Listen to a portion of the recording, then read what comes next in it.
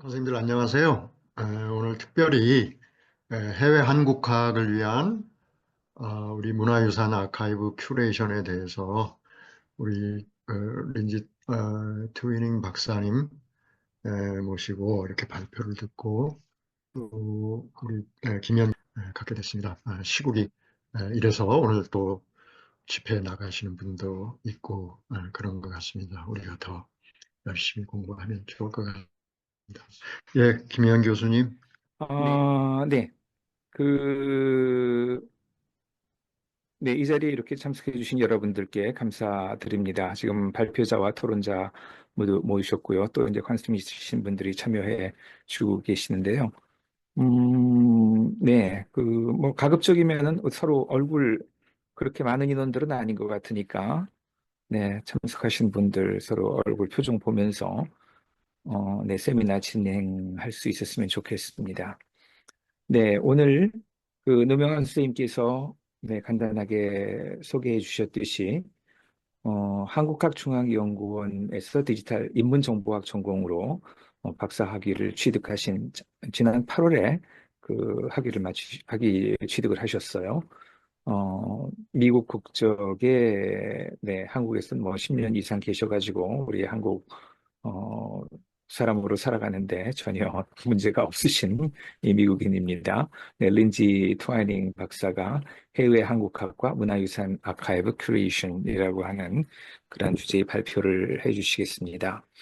네, 트와이닝 박사가 네, 간단하게 자기소개도 해주실 걸로 지금 생각을 합니다만은 네, 트와이닝 박사는 미국에서 대학 교육까지 마치시고 그리고 소위 말하는 그 한류 문화에 대한 관심에서부터 시작해서 한국에 대한 관심을 키워 나가셨던 분이시고요. 직접 한국에 와서 다양한 이런 활동에 참여하시고 또 한국학중앙연구원 대학원에서 디지털 인문학 전공으로 석사 과정과 박사 과정을 마치셨습니다.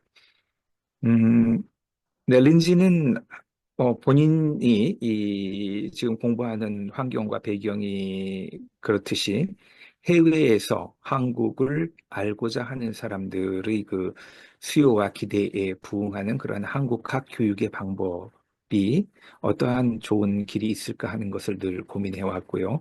그러다가 이 한국의 풍부한 문화유산은 그야말로 이 한국학 교육의 보고가 아니겠는가 하는 그러한 생각을 하게 됐다고 합니다. 그리고 그것을 단지 문화유산을 뭐 와서 체험하고 거기에 대한 인문학적인 공부를 하는 것 물론 중요하지만 그것이 특히 요즘에는 디지털 환경에서 이루어질 때 더욱더 많은 자원을 좀 더 깊이 있게 탐구하고 좀 더 넓게 융합적으로 활용할 수 있다고 하는 데에 착안을 해서 디지털 인문학적인 방법으로 한국의 문화유산을 해외에 있는 사람들의 한국 문화를 이해하고 공부하는 그 교육 프로그램으로 활용하는 그러한 부분에 대해서 관심을 갖고 그것을 직접 실천에 옮길 수 있는 그러한 이론적인 틀과 방법론을 제시를 하는 것을 박사 연구의 주제로 삼았습니다. 네, 그러면은 오늘 뭐 의미 있는 발표를 해주실 걸로 생각을 하고요. 어, 뭐 저는 꼭 린지의 연구가 아니라고 하더라도 저희 학생들에게 우리가 하는 공부의 세 가지 키워드를 늘 이 염두에 두면서 공부를 할 것을 좀 제안을 합니다. 그 첫 번째는 이 고전, 전통, 우리 문화유산이라고 하는 것이 결국 한국의 뿌리 깊은 가치 있는 유서 깊은 그런 역사를 전달하는 것이기 때문에 바로 이 첫 번째 카테고리에 해당되겠죠. 그리고 두 번째는 디지털. 이 모든 과거의 가치 있는 것이 현대에 의미 있게 소통되기 위해서 디지털을 떠나서는 생각할 수 없고 더군다나 인공지능이라고 하는 그러한 수단을 우리가 외면할 수 없기 때문에 이 과거를 디지털과 결합하는 일. 그리고 거기에 한 가지를 덧붙인 것이 바로 글로벌 세계입니다. 한국은 더 이상 고립된 그 부분이 아니고 항상 세계와 소통하는 그러한 환경 속에서 살고 있기 때문에 우리를 이 세계를 무대로 같이 대화하고 소통할 수 있는 그런 방법을 찾아갈 것을 강조해 왔는데 바로 린지 씨 오늘 연구가 그러한 우리의 전통과 그리고 디지털과 그리고 세계를 같이 접목하는 그러한 좋은 하나의 이 모델을 보여주는 의미가 있지 않을까 생각합니다. 그럼 린지 트와이닝 박사, 네, 발표 시작해 주시기 바랍니다. 네, 안녕하세요, 여러분. 우선 김현 교수님 좋은 소개를 해주셔서 감사합니다. 어, 주말 늦은 시간인데, 저의 약간 박사 논문 주제에 대해서 관심을 가지시고, 시간을 내주셔서 정말 고맙습니다. 우선 여기 모이신 분들은 다 그래도 좀 비슷한 관심사 가지고 계시는 분들일 것 같은데, 그래서 뭐 유익한 시간을 보내셨으면 하고요. 그리고 좋은 피드백이나 뭐 조언이나 뭐 이런 것들이 있으면 나중에도 자유롭게 공유를 해주시면 그것도 고맙겠습니다. 제가 스크린 쉐어 좀 한번 해보겠습니다. 네. 김명 교수님께서 말씀하신 것처럼 오늘 발표 주제는 해외 한국학과 문화유산 아카이브 큐레이션 관련이 있습니다. 네. 먼저 제 개인 소개 더 좀 시작해보고자 하는데요. 이미 김현 교수님께서 많은 부분을 설명해 주셨는데요. 제가 생각하기에는 약간 초기에 그 한류 팬으로부터 시작을 해서 한국학 학자 된 그런 세대의 사람인 것 같습니다. 처음에는 제가 좀 어, 다른 나라 사람만이 없는 시골에서 살았는데 한국인 쌍둥이 친구들 사귀면서 걔네들끼리 무슨 말 하고 있는지 너무 궁금해서 조금씩 한국어에 대해서 관심 생겼고 그리고 그 친구들이 그 당시에는 딱 유튜브 생기기 시작했을 때였는데 그런 미디어 콘텐츠를 통해서 한국 그 드라마라든가 뭐 케이팝을 딱 처음 접근할 수 있는 그 기회가 딱 그 고등학교 때였습니다. 그래서 그런 식으로 처음에는 한류에 대한 관심이 많았는데 지금은 뭐 BTS 멤버 몇 명이 있는지 뭐 어떤 노래인지 다시 모릅니다. 이제는 약간 이 뭐 전통 뭐 사찰이라든가 뭐 서원, 향교 막 이런 옛날 건축물에 대해서 훨씬 더 잘 알고 있는데 이제는 현대 그러니까 문화 잘 모르는 사람이 되어버렸습니다. 제가 처음에 이 전통 문화 접근하게 된 계기는 이 미시간 대학교 사물놀이 동아리 하면서부터 그 전통 음악을 접근하게 되었고요. 그리고 연세대학교에서 교환학생 생활 1년 동안 하면서 풍물패도 하고 한국 전통 건축 수업도 한국어로 들은 적이 있었습니다. 그래서 그런 바탕으로 이런 전통 문화 관심이 조금씩 생기기 시작했을 때 이 인문정보학과에 입학하게 되었는데 거기는 마침 그 관련한 연구도 재미있는 연구도 많이 하고 있었고 그걸 통해서 이 문화유산 관련한 번역 사업에 많이 참여하게 되었습니다. 그래서 이제는 딱 입학한 지 10년 됐습니다. 너무 오랫동안 대학원 다닌 것 같기도 한데 좋은 시간도 많이 보냈지만 네, 딱 이제 10년 됐는데 그동안 계속 여러 가지 외국인 대상으로 하는 문화유산 관련한 콘텐츠, 뭐 책도 있고, 뭐 전시 패널, 뭐 학습지, 뭐 다양한 그런 콘텐츠를 많이 번역하고 관련한 자문이나 뭐 강의 같은 것도 좀 오랫동안 해왔습니다. 그리고 그 과정을 겪으면서 어, 수많은 이 개별의 문화유산에 대해서 보면서 여기 속에 다양한 약간 흥미로운 이야기가 많은데 이게 좋은 그런 교육 자료가 될 수 있는데 지금 안 되고 있는 건 너무 아쉬운 마음이 생기고 어떻게 활용했으면 좋을지 그리고 외국인들이 이런 내용을 좀 더 쉽게 이해할 수 있을지에 대한 고민하게 되었습니다. 그래서 그런 계기로 제 박사 논문 그런 주제의 연구 하게 되었습니다. 그래서 오늘은 제 논문에 대한 이야기 좀 하려고 하는데요. 그 박사학위 논문 제목은 이 해외 한국학 교육을 위한 한국 문화유산 디지털 큐레이션 모델이었는데요. 이제 졸업한 지 한 6개월, 거의 6개월 정도 되어 갔는데요. 그동안도 추가적으로 더 많은 고민을 하게 되었는데요. 그 새로운 아이디어들 조금씩 또 같이 넣었습니다. 그래서 제가 핵심적으로 논문에서 좀 고민했던 부분은 슬라이드에 서 있는데 그 배움과 교육을 목적으로 하는 문화유산 큐레이션이 왜 필요한 것이며 관리와 연구를 목적으로 하는 문화유산 큐레이션과 어떻게 다를까라는 고민과 비슷하게 한국인 또는 국내 거주가를 대상으로 하는 외국인 또는 외국 거주자를 대상으로 하는 문화유산 큐레이션이 왜 필요한 것이며 한국인 또는 국내 거주자를 대상으로 하는 문화유산 큐레이션과 어떻게 다를까. 그래서 이 기존의 좀 관리와 연구 그리고 한국인 대상으로 목적으로 하는 그런 연구와 어떻게 다르게 접근해야 되는지 그거 계속 좀 궁금해서 이 연구를 진행을 하려고 했습니다. 아직 뭐 완벽한 정답이 없지만 그런 문제의식을 가지고 연구를 진행했습니다. 그래서 이 연구 배경과 목적에 대해서 좀 더 자세히 말씀드리자면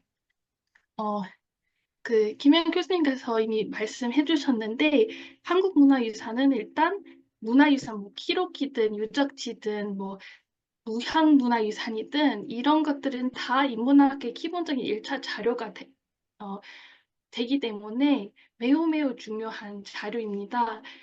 그래서 그 자료가 무조건 학생들에게 알려야 되는 그런 부분입니다. 보통 기록이나 문학 위주로만 가르치게 되는데 유적지 이런 다른 형태의 문화유산도 인문학의 기본 자료가 되기 때문에 중요하고요. 또 양적으로 아시다시피 풍부합니다. 지정된 문화유산만 해도 정말 많고요. 그리고 해외에서도 어마어마하게 많은 유물도 있습니다. 한국 관련한 것들. 그래서 그것도 풍부한 자료 되기도 하고 텍스트와 달리 시각적, 정각적 접근적으로 할 수 있기 때문에 흥미 주는 그런 교육 자료가 될 수 있고요. 그리고 한 문화유산, 한 건물, 예를 들면 어떤 대웅전 건물이 뭐 종교, 그 지역, 그 시대, 그 관련 인물이나 사건, 여러 가지 관점으로 바라볼 수가 있습니다. 그래서 약간 다양한 과목에서도 사용할 수 있는 그러한 문화유산이 그러한 풍부한 교육 자료입니다.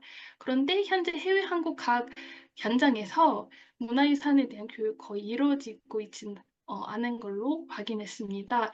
제가 뭐 그 한국국제교류재단 그 e스쿨 프로그램이 있는데 거기 관련한 통계 자료, 개설되는 수업에 대한 통계 자료가 있는데 거기에 대한 문화유산 직접적으로 다루는 수업은 거의 없다고 보시면 됩니다. 거의 10년 동안 됐던 프로그램인데도 불구하고요.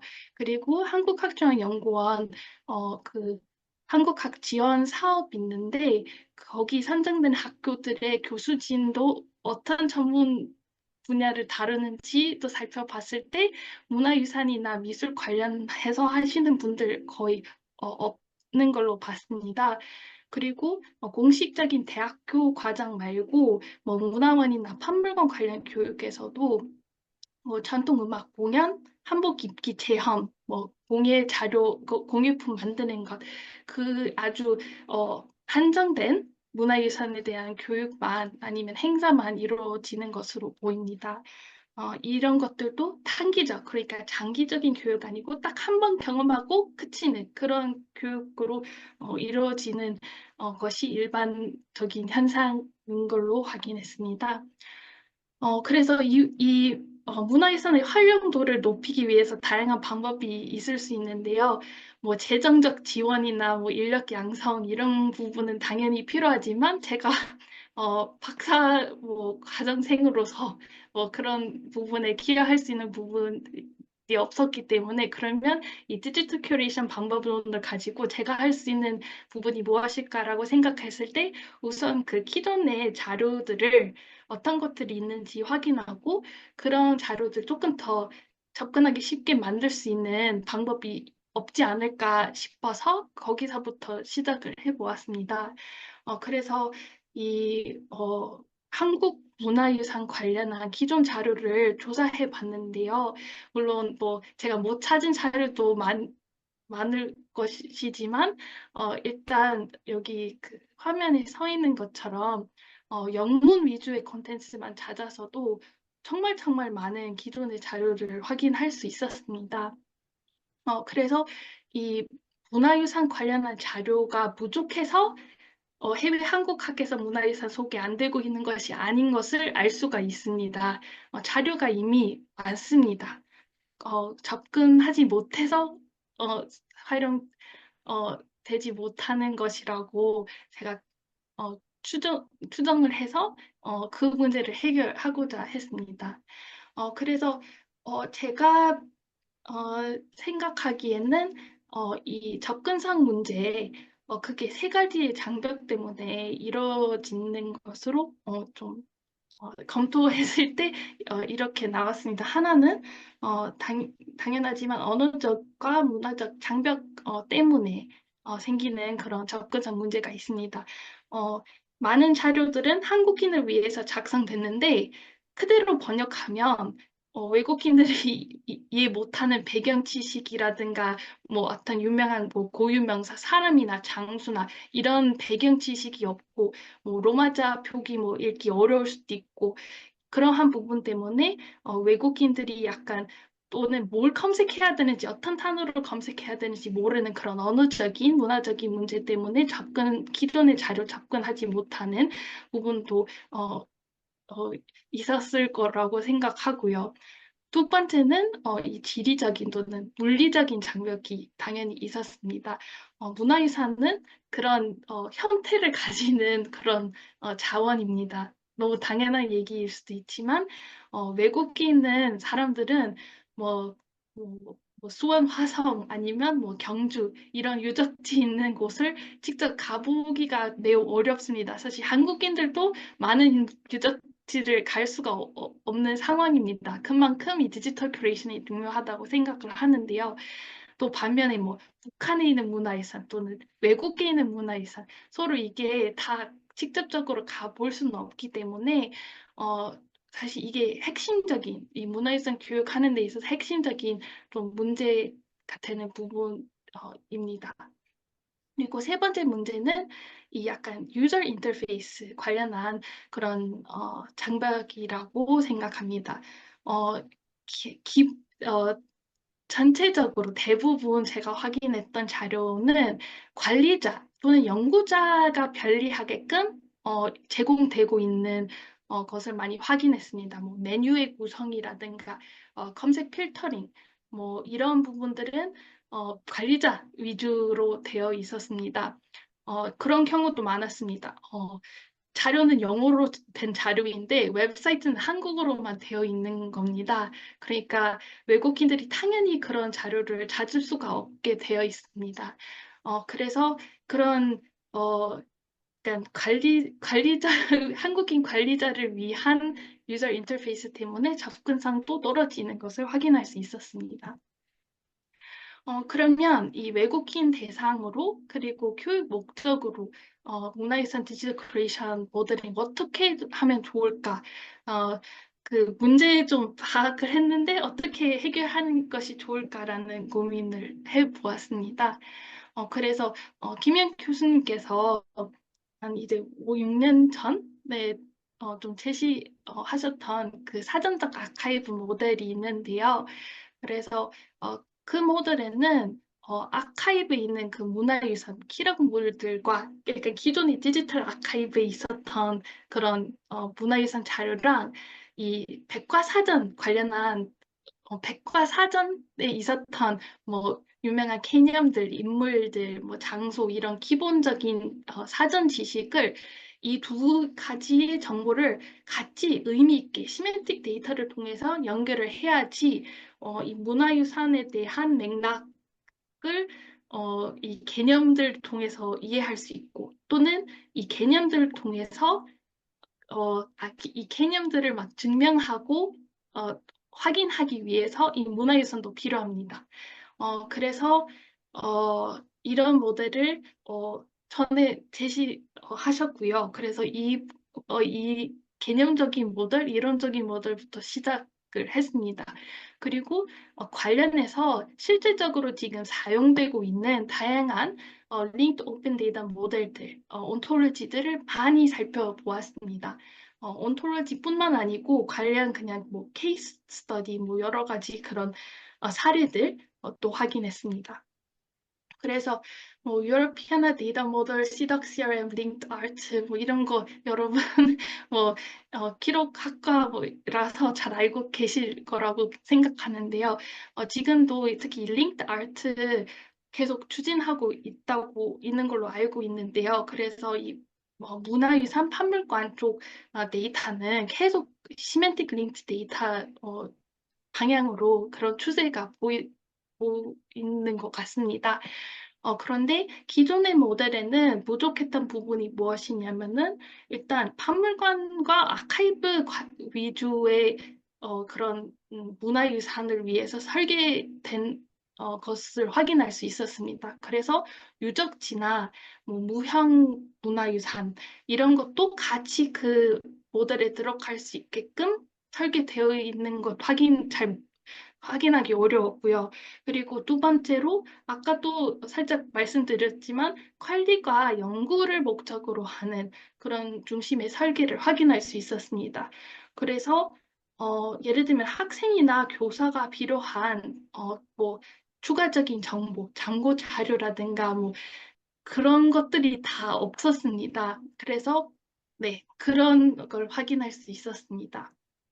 그래서 제가 그동안 소개했다시피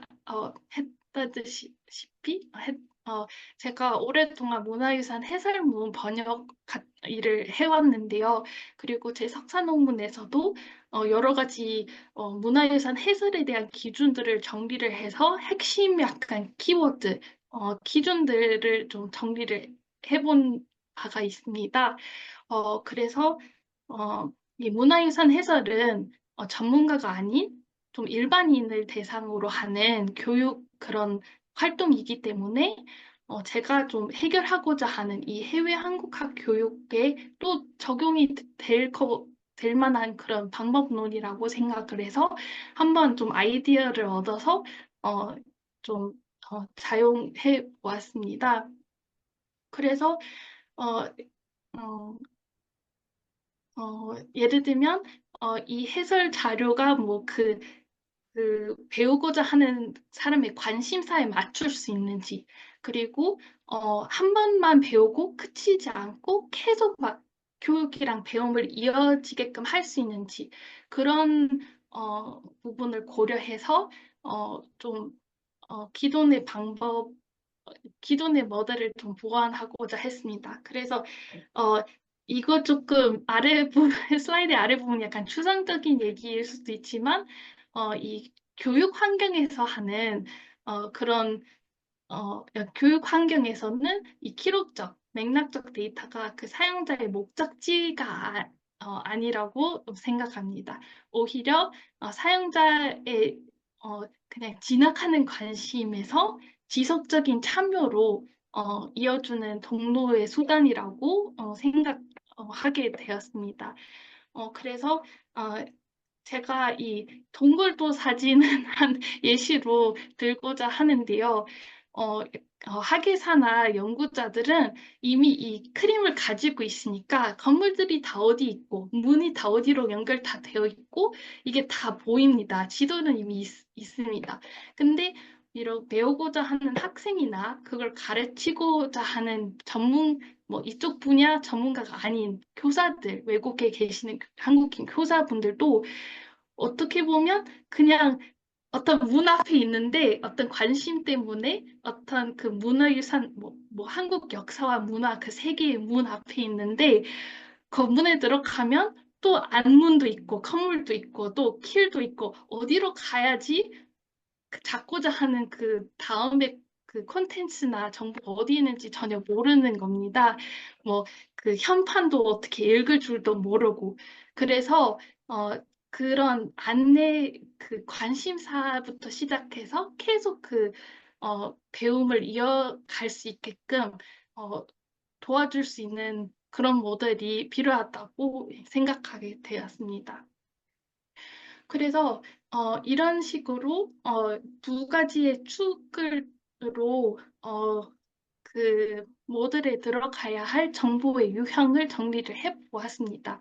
그래서 왼쪽에는 이 기존의 모델에 있었던 문화유산 콘텐츠랑 그 맥락 정보 그 두 가지 원래 모델인데 그 부분들은 약간 현실 객관적인 그냥 팩트들 이런 사람이 있고 이런 뭐 사건이 있었고 이런 유물이 있고 그냥 그런 사실들 그냥 다루는 세계에 있다면 그 반면에 이런 액티비티나 레퍼런스, 활동이나 참고 자료 이런 부분을 추가했습니다. 그래서 이 참고 자료는 실질적으로 교육 현장에서 활용할 수 있는 그 2차 자료, 뭐 번역된 자료나 뭐 강의 계획서라든가 이런 것도 되고요. 그리고 뭐 크리에이터들, 콘텐츠 크리에이터들이 활용할 수 있는 그런 뭐 3D 모델이나 뭐 VR이라든가 그런 콘텐츠도 참고 자료 될 수 있는 부분을 보완했고요. 그리고 계속 관심을 가지려면 참여할 기회도 필요합니다. 그거 뭐 투어라든가 체험이라든가 뭐 공연이라든가 그런 부분들은 뭐 학자나 뭐 박물관, 학예사 사실 중요하지 않은 부분인데 학생들한테 아주 중요한 요소가 된다고 생각합니다. 그래서 이런 부분을 기존의 모델을 좀 이 부분을 이런 정보를 보완할 필요가 있다고 생각하게 되었습니다. 이런 내용도 약간의 문화유산 해설의 라이프 사이클 과정으로도 볼 수가 있는데요. 시간상으로 좀 이번에 좀 넘어가도록 하겠습니다.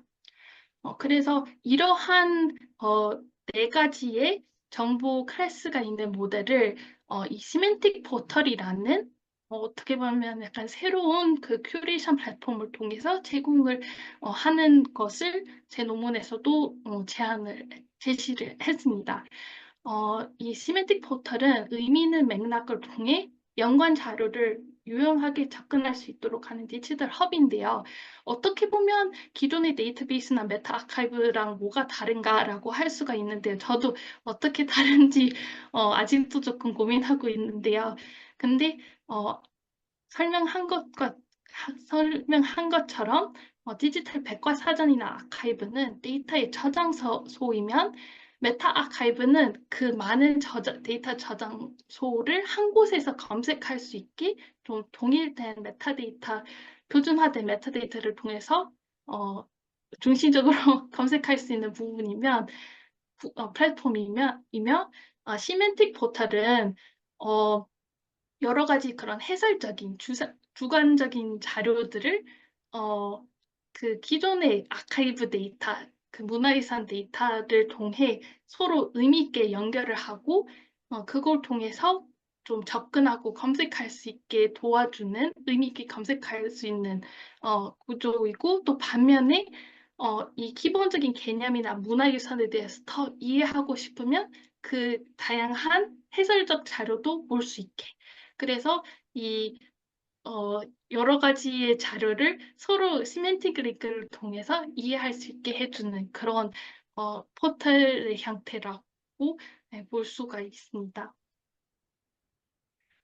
그래서 제가 이론적으로만 이런 포털을 막 상상해서 만들고 싶지 않았고 실질적으로 가능한지 확인하고 싶어서 간단한 그 포털을 그 플랫폼을 실질적으로 구축해 보았는데요. 제가 프로그래머 출신 아니어서 부족한 부분이 많지만 그래도 기본적으로 가능하긴 한지 확인하고 싶어서 이 플랫폼을 만들어 보았습니다.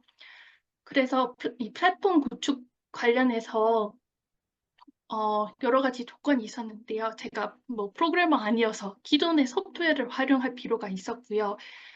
가능하면 무료의 소프트웨어, 오pen 소스, 안정적인 소프트웨어 갖고 싶었고요. 그리고 뭐 링크 데이터 사용이 가능한 소프트웨어, 그리고 좀 친근한 UI. 전에 그러니까 말씀도 드렸지만 쉽게 검색하고 찾아야지 유용하기 때문에 그리고 데이터 입력도 쉽게 해야지 많은 사람들이 기여를 해서 데이터를 생성하게끔 만들어야 되기 때문에 그러한 약간 조건을 어, 공, 어, 고려했을 때 이 시멘틱 미디어 위키라는 소프트웨어를 택하게 되었습니다. 그 미디어 위키는 저희 인문정보학과에서 많이 활용되는 소프트웨어이기도 합니다.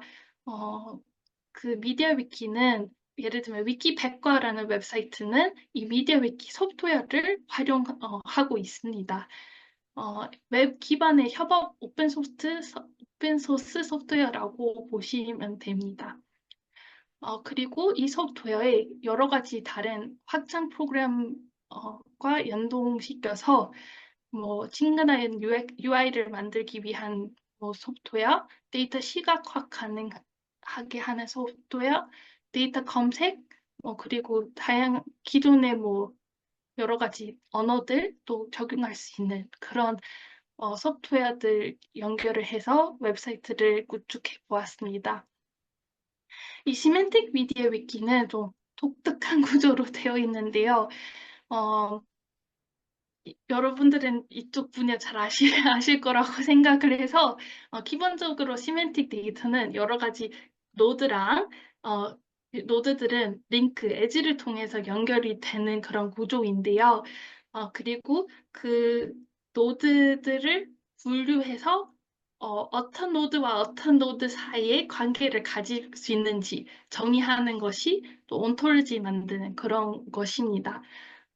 그래서 이 시멘틱 미디어 위키에는 위키 페이지 자체는 노드의 역할을 하게 되고요. 그리고 이 위키 페이지 사이에 링크가 그 에지, 데이터 그 링크의 역할을 하게 됩니다.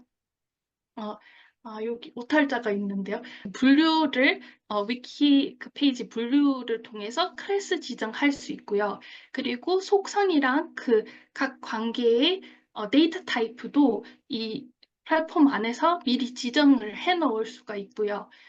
외부에 있는 기존의 온톨로지 그 어휘도 가지고 올 수도 있고요. 그리고 하위 객체 서브 오브젝트라는 기능도 제공합니다.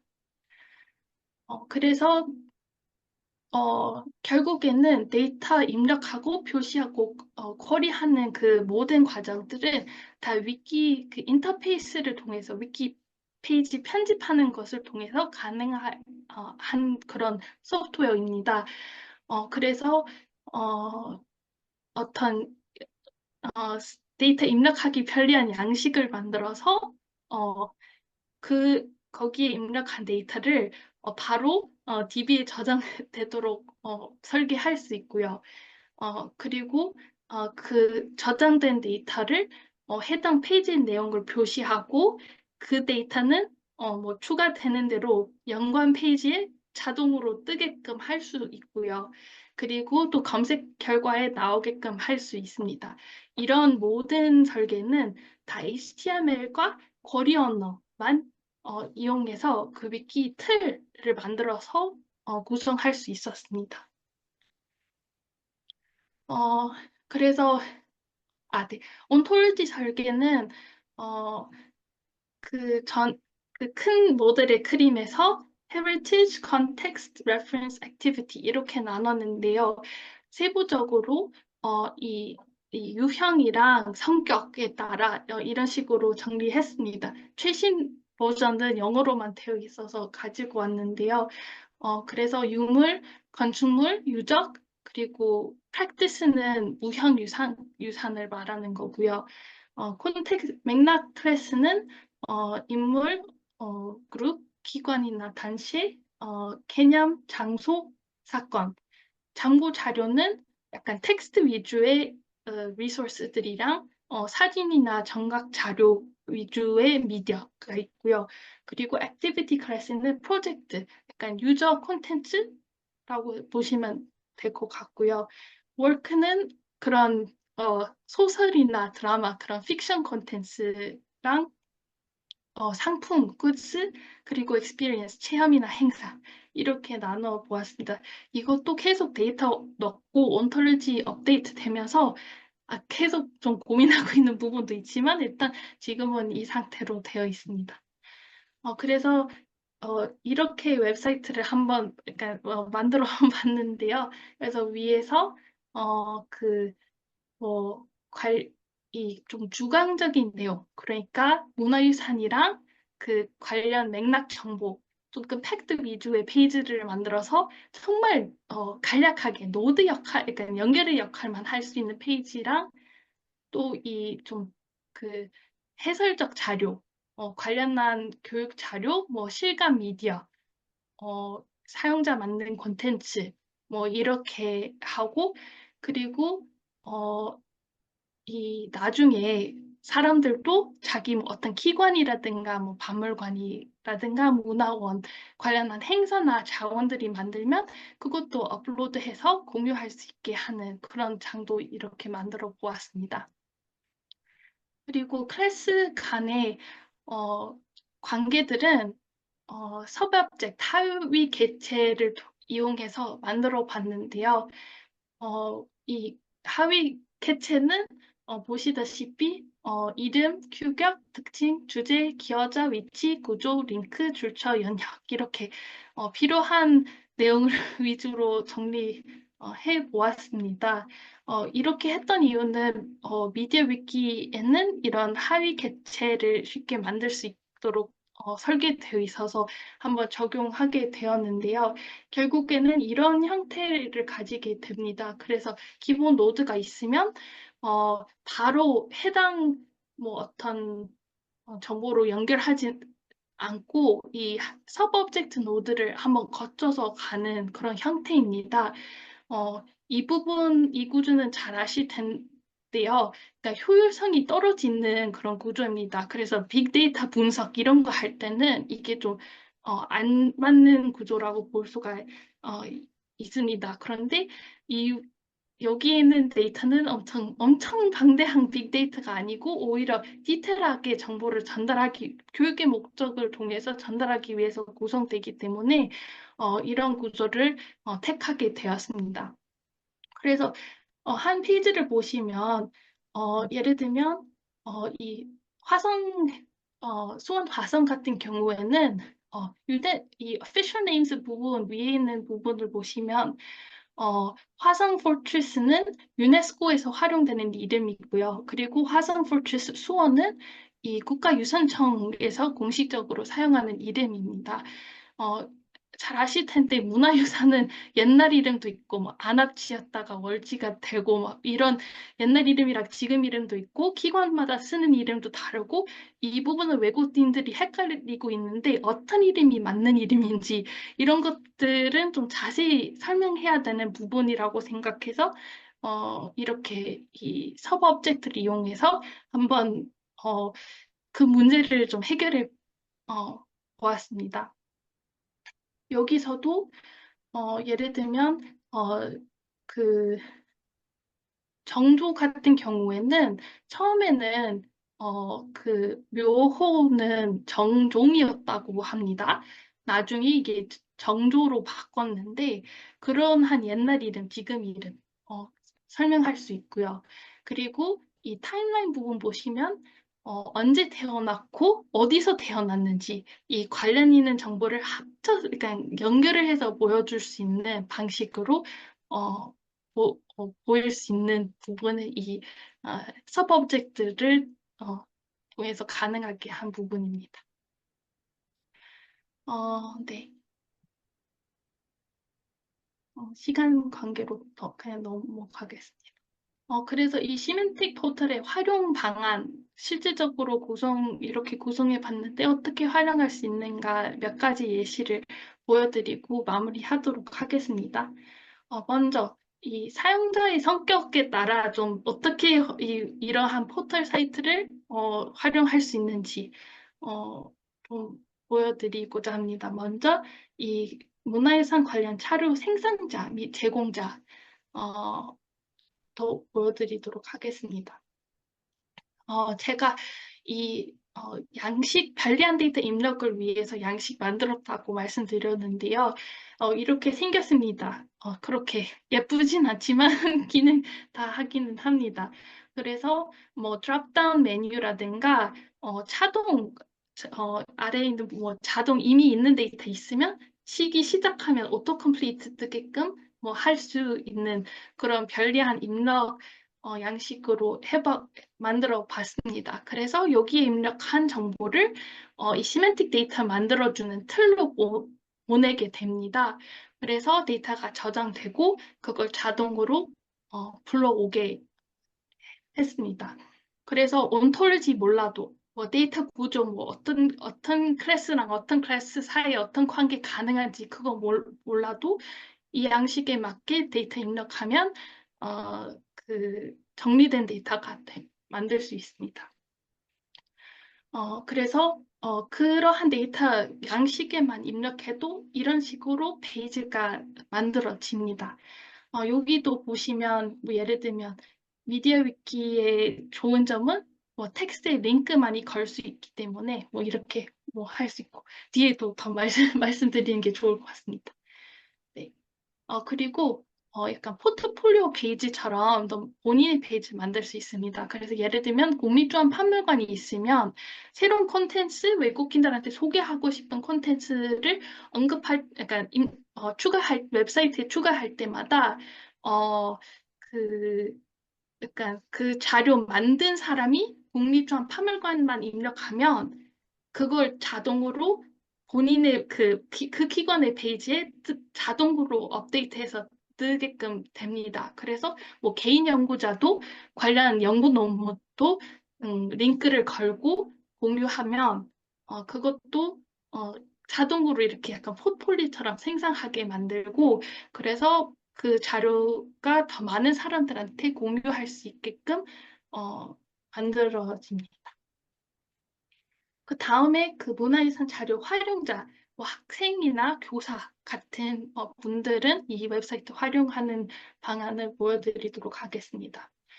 기존에는 외국인들, 뭐 제가 말씀드렸지만 언어적인 문제나 그 인터페이스 문제 이런 부분 때문에 그 그러니까 어떤 자료 필요한지 잘 모를 때가 많아요. 필요한 용어는 뭔지 잘 모르고 그 뭐 로마자 표기 어떻게 해야 되는지 잘 몰라서 어려운 부분이 많은데요. 근데 이 자료 제공자가 관련한 자료로 연결해주는 링크 페이지 만들 때 그 자료의 주제, 뭐 언제 만들었는지, 누구 만들었는지, 뭐 이런 관련한 콘텐츠를 입력하면 그 데이터는 또 검색으로 활용될 수가 있습니다. 그래서 예를 들면 관련한 여러 가지 참고 자료가 있으면 나는 책, 학술지, 온라인 전시만 보겠다 하고 싶으면 그렇게 입력해서 골라서 그러면 약간 결과를 줄이고 또 그것 중에 불교 관련한 책 이런 것만 보고 싶다. 그러면 또 줄이고 그 다음에는 뭐 어떤 기관에서 만든 자료만 보고 싶다. 이런 식으로 필터링을 해서 자료를 찾을 수 있게끔 키워드 몰라도 하는 그런 상세 검색 기능도 가능해집니다. 그리고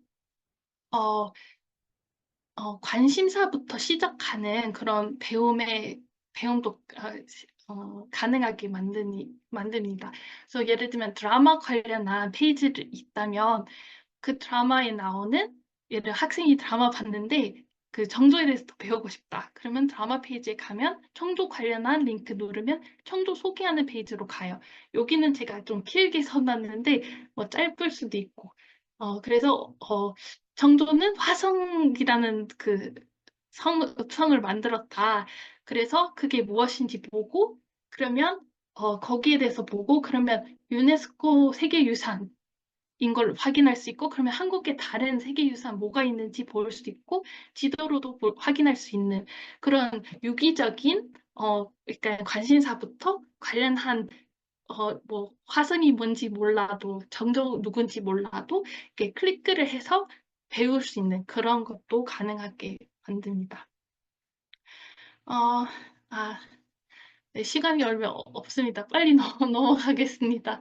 어, 그리고 이것도 역시 자료가 누구 올렸고 언제 만들었는지 다 기록되기 때문에 외국인들은 이게 신뢰할 만한 기관인지 번역자인지 저자인지 잘 모를 수 있잖아요. 그러면 그 저자나 기관의 링크 누르면 이 사람, 이 기관이 어떤 자료 만들어 왔는지, 전문적으로 뭘 하는지 확인할 수 있기 때문에 그 신뢰성도 높이는데, 투명성을 확인하는 데 도움이 될 수 있을 거라고 생각합니다. 그리고 마지막으로는 이 자료도 재활용할 수 있는 사람들, 예를 들면 무슨 콘텐츠 제작자나 연구자들도 있을 겁니다. 그래서 이 플랫폼에 만든 데이터는 재활용도 가능할 거라고 생각합니다. 그래서 사용자 만드는 페이지를 예를 들면 만들어서 이게 비공개 또는 공개로 할 수 있을 겁니다. 그래서 본인이 만든 필요한 강의 자료, 뭐 팀 프로젝트, 에세이, 온라인 전시, 뭐 이러한 콘텐츠를 이 페이지, 이 위키에서도 만들 수 있고요. 그리고 간단한 쿼리를 통해서 거기에 넣고 싶은 뭐 목록이나 뭐 지도, 시멘틱 데이터 쿼리를 통해서 생성하는 지도도 만들 수가 있습니다. 그래서 이런 부분은 이 자녀적 학습 좀 가능하게 하는 모델이라고 생각합니다. 그래서 예를 들면 제가 그냥 재미있는 예시로 화성을 통해서 한국어 배우기라는 약간 상상의 강의 만들어 봤습니다. 그래서 여기는 설명문에는 링크 들어가 있기 때문에 학생들이 이 개념들에 대해서 다 알고 싶으면 링크만 누르면 관련한 정보로 연결해서 확인할 수 있는 그런 부분이 있고요. 그리고 이 화성에 있는 모든 건물들의 이름이랑 그 이름의 의미들 확인한 틀을 통해서 약간 쿼리를 해서 틀을 만들어서 보고 그러면 그런 식으로 뭐 한자 기반의 한국어도 배울 수 있습니다.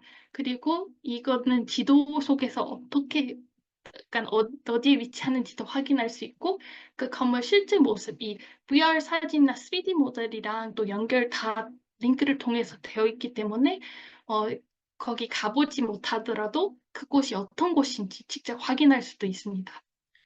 또 다른 예시로 예를 들면 어, 학생이나 아니면 연구자가 모든 아미타불 모사된 그림을 한번 비교해보고 싶으면 이런 식으로 거리를 통해서 다 불러오고 뭐 이 지역 또는 뭐 보살이 같이 나타나는 그러한 여러 가지 조건을 비교를 해서 볼 수가 어, 있습니다. 그래서 학생들도 직접 그러니까 기본적인 메타데이터 조금만 보완해서 입력하면 학생들도 연구에 참여할 수 있는 그런 구조도 될 거라고 생각합니다.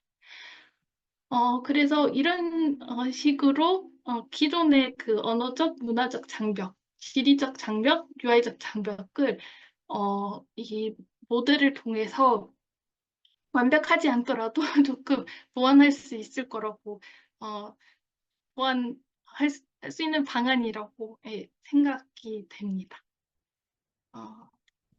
그리고 아직은 뭐 설계 관련해서 온톨로지 이게 데이터 그러니까 데이터 넣을수록 좀 이거 문제 된다 하는 부분도 있고 웹사이트의 설계 뭐 디자인적인 부분이라든가 그 코딩 같은 부분 보완할 필요가 아직 있고요. 이러한 플랫폼을 또 어떻게 운영할 것인지 장기적 관리 및 지원 어떻게 할 것인가 정확히 데이터의 범위는 어디까지 허용할 것인가? 이 데이터 추가할 수 있는 부분은 어떤 기관에 해도 되는 것인가? 이 부분들은 되게 복잡한 그런 운영 문제이기는 합니다. 뭐 저작권 문제, 컨텐츠 저작권 문제, 물론 직접 호스팅하진 않더라도 연결하는 것, 뭐 문제도 될 수 있기 때문에 이런 부분 문제가 아직 해결되지 않았습니다. 그리고 앞으로는 만약에 이러한 모델을 확장하면 뭐 각 언어별로 그런 포털을 만들어서 서로 연결할 수가 있고요. 또는 이런 LLM을 이용해서 거리 더 쉽게 할 수 있는 부분이 있을 수 있습니다. 예를 들면 뭐 다음 주 서울에서 뭐 조선시대 관련 전시 추천해줘 이렇게 했을 때 여기 있는 데이터를 이용해서 추천하는 그런 것도 상상이 가능할 것 같다고 생각합니다.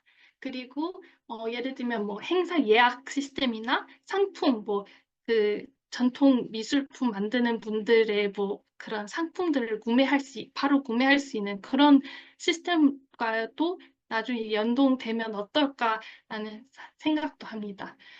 그래서 마지막 정리하자면 해외 한국학 교육 현장에서 한국 문화유산의 활용도 개선하기 위해 한국 문화유산 관련 자료의 접근성 문제를 우선적으로 극복해야 한다고 생각합니다. 이를 위해서 관리가 아닌 해설 중심의 문화유산 아카이브 큐레이션이 중요한 역할을 할 거라고 생각합니다. 그리고 한국 역사 문화에 대해 배우고 알리고자 하는 외국에 있는 사람들을 위해 한국 문화유산 접근하는 그리고 그 관심을 이어주게 하는 달이 많이 마련할 필요가 있다고 생각합니다. 그리고 문화유산 해설 기반의 시멘틱 포털은 이 작업에 기여할 수 있을 것이라고 기대합니다. 네, 여기 마치도록 하겠습니다. 시간을 넘었는데 네. 양해 부탁드리겠습니다. 감사합니다. 네, 트와이닝 린지 박사님 수고하셨습니다. 네. 린지가 이름이고 트와이닝이 성입니다. 한국 사람 성 이름 순서에 따라 가지고 본인이 트와이닝 린지라는 표현을 쓰는데, 네, 그렇게 이름을 이해해 주시면 되겠고요. 네, 이제 뭐 이 연구에 사실은 많은 부분을 담았습니다. 문화유산이 해외 한국학 교육 현장에서 어떻게 활용되고 있는지 그 현황 조사와 또 어떻게 활용되면 좋을지 그 방향성 모색에서부터 출발해서 실제적으로 그 해외 한국학 교육에 종사하는 누군가가 한국 문화유산에 대해서 이미 많이 만들어져 있는 그 영문 자원들을 가지고 직접 자기 학생들이 이 교육 활동, 학생들과 함께 교육 활동을 하고자 하는 사람이 직접 자기가 어떤 그 웹사이트를 만들고 싶은데, 그런데 뭐를 도대체 어떻게 이 만들어야 될지를 모를 때 바로 이 린지가 만든 이 모델이 그들에게 도움을 줄 수 있을 것입니다. 즉 린지가 이 시스템을 설계한 거는 그 어느 특정 기관에서 운영할 수 있는 하나의 독립적인 단독의 시스템을 만드는 데 목적이 있는 것이 아니고 이러한 교육을 하고자 하는 사람들이 누구나 이 시멘틱 미디어 위키라고 하는 이 오픈 소스 데이터를 가지고서 거기에 린지가 강구한 이런 데이터 모델을 적용시켜서 자기의 교육 목적에 맞는 그 교육 환경을 구축할 수 있도록 하자는데 이 연구의 목적이 있었습니다. 물론 그 모든 개개인이 이 다 그 역량의 차이가 있고 또 그 사람들이 운영할 수 있는 이 버짓의 이 규모가 있기 때문에 균질하게 그 린지가 제안한 그러한 수준의 이 사이트들을 다 만들어낼 수 있는 건 아니겠죠. 앞으로 이러한 것들을 무슨 한국학중앙연구원이 될지 아니면은 이 어, 그 연구재단의 지원을 받는 어떤 특별한 프로그램이 되든지 거기에서 그 기관 차원에서 이러한 이 아카이브를 음, 어떤 디지털 큐레이션 환경을 생각할 수도 있고 또는 뭐 한국학중앙연구원이라든지 이 국제교류재단 같은 데서 적지 않은 이 교육 사업비를 받는 그런 해외의 거점 대학이라든지 그런 데서 이 모델을 가지고 한국 문화유산을 가지고 심층적인 한국의 역사 문화를 교육할 수 있는 그런 환경을 구축하는 일도 뭐 한번 이 추진해 볼 만한 그런 일이 아닐까 생각이 듭니다. 네, 이러한 부분에서 이 본인이 있는 연구를 해주셨다고 생각이 되고요. 이어서 이런 문제는 역시 린지 자신도 얘기했지만 해결해야 될 많은 문제점들이 있고 또 새롭게 또 새로운 인공지능이라든지 이러한 새로운 기술과의 접목을 통해서 또 이 린지 자신이 예기치 못했던 그런 새로운 또 이제 확장 방안도 강구해야 될 필요가 있지 않을까 생각이 됩니다. 네, 그러한 논의들을 이 오늘 이 연구에 대해서 좀 더 깊은 관심을 갖고 계신 그 세 분 교수님들과의 토론을 통해서 좀 발전시켜 보고자 합니다. 이미 많은 시간이 지났고 이 또 일요일 저녁은 매우 또 이제 피곤한 그러한 시간이기도 하기 때문에 어, 핵심적인 이야기로 그 가장 중심적인 주제들을 요약해서 이해가 진행됐으면 좋겠습니다.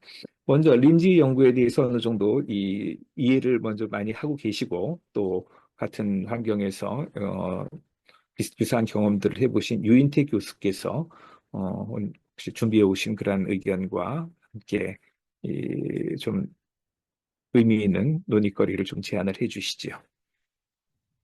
네, 안녕하십니까. 전남대학교 중어중문학과에서 공부하고 있는 유인태입니다. 김현 교수님께서 말씀해 주신 대로 저는 인문정보학과를 졸업을 했습니다. 그래서 기존에 같이 공부를 하던 동학이기도 하고 오늘 발표해 주신 린지 트와이닝 선생님이 그래서 어떤 작업을 하고 해오셨는지 이미 좀 알고 있는 바도 있고 그래서 오늘 발표를 들어보니까 그 사이에 그간 이제 못 뵀었는데 그 사이에 진척도 많이 있었고 또 학위 논문도 쓰시고 그리고 만들어진 플랫폼을 제가 이제 웹을 통해서 들어가서 봤는데 예전에 제가 확인했던 것보다는 훨씬 더 많이 발전된 그런 것들을 실제 확인할 수 있었습니다. 네. 그래서 앞으로 이제 이 플랫폼을 잘 가꾸어 나가시길 바란다는 말씀을 먼저 드리고요. 관련해서 이제 몇 가지 말씀을 드려보겠습니다.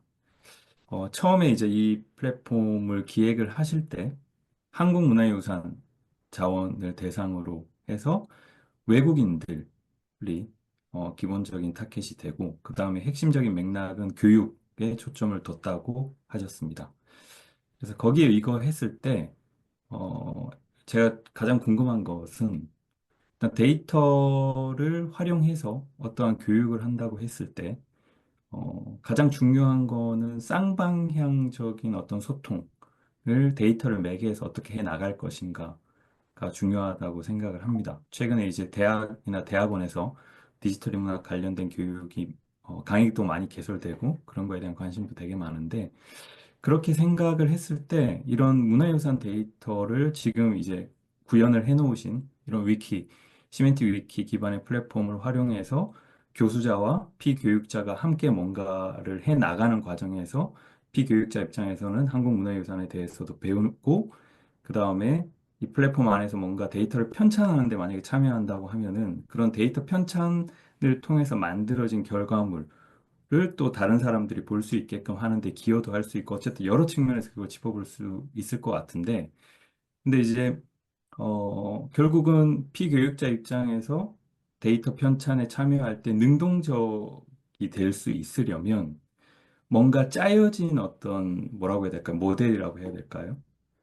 논리라고 해야 될까요? 거기 맞춰서 데이터를 입력하는 것뿐만 아니라 자발적으로 어떤 제안을 한다든지 내가 생각했을 때는 모델이 이런 맥락이나 이런 측면에서는 이런 것도 있었으면 좋겠다. 뭐 속성도 뭐 이런 게 있었으면 좋겠다. 라고 어떤 제안할 수 있는 여지도 중요할 것 같거든요. 예를 들어서 말씀드리자면 뭐 이미 알고 계시겠지만 링크드 재즈라는 사례를 아시죠? 프레드 인스티튜트에서 만든 그 링크드 재즈를 보면은 52 스트리트라는 플랫폼이 있습니다. 크라우드 소싱 방식으로 그 재즈 아티스트들에 대해서 관심이 있는 사람들이 들어와서 그 사람들과 관련된 어떤 데이터를 구체적으로 만드는 과정에서 참여할 수 있게끔 만들어 놓은 플랫폼이 있거든요. 가령 예를 들자면 그런 게 일종의 데이터를 다루는 과정에서 참여하는 사람들이 적극적이고 능동적으로 참여할 수 있는 채널로서의 어떤 도구가 아닌가, 구체적인 예시가 아닌가 그런 생각이 들고요.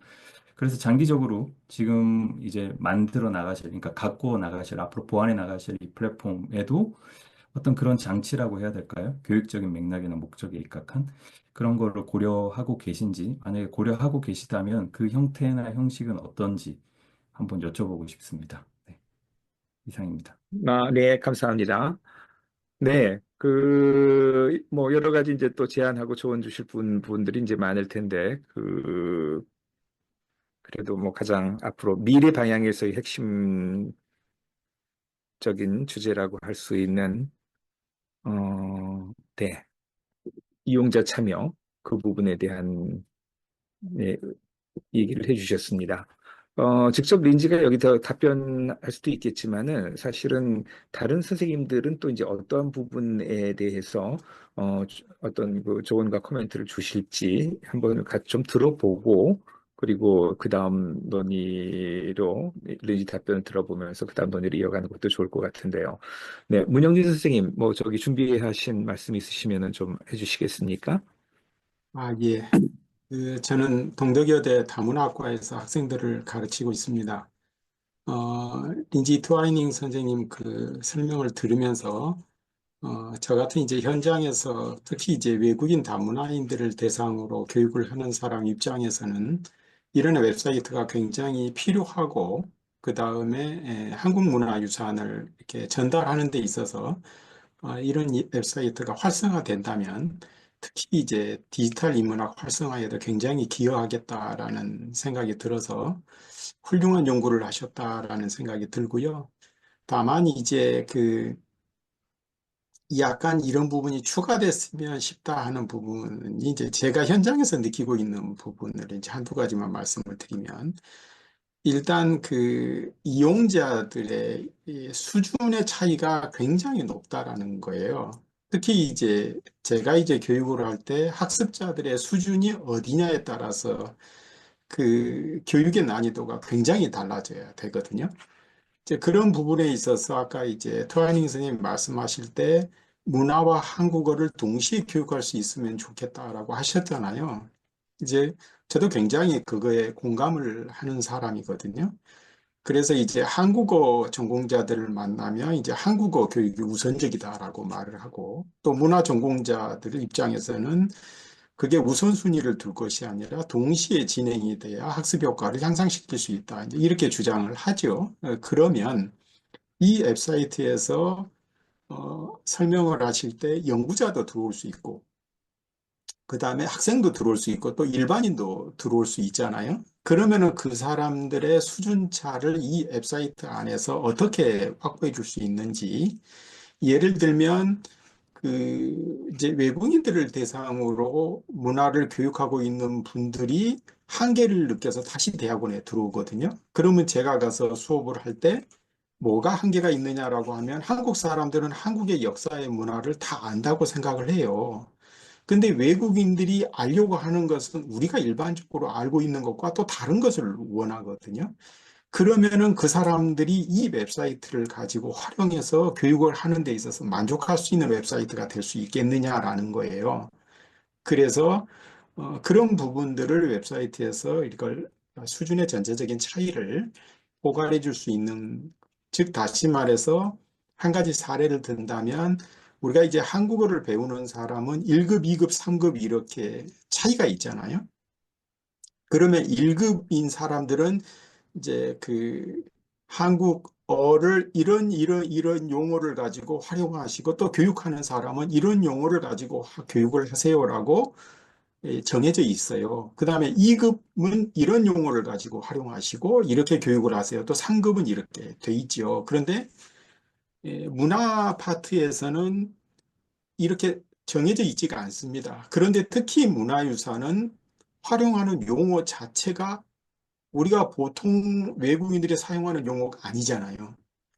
예를 들면 불교와 같은 거라든지 뭐 종교라든지 아니면 뭐 이런 것들은 일반 사람들이 밥 먹었니 아니면 대화할 때 전혀 사용하는 용어가 아니에요. 그러면 이걸 몇 급의 수준이 이걸 활용을 해야 되는 것인지, 그런 문화는 등급이 있느냐? 제가 늘 주장하는 것이 문화도 이렇게 등급을 좀 지정을 해서 어느 정도 수준에 있는 사람은 이 정도를 공부하도록 하고, 또 어느 정도 수준에 이렇게 하도록 이제 제시를 하고는 아직 그게 없거든요.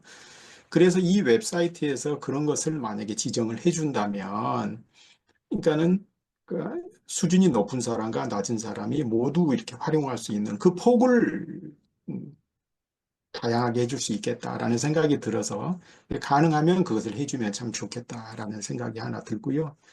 그 다음에 이제 두 번째가 저 같은 이제 다문화 학생들을 대상으로 교육을 할 때 항상 느끼는 것 중에 하나가 문화 충돌입니다.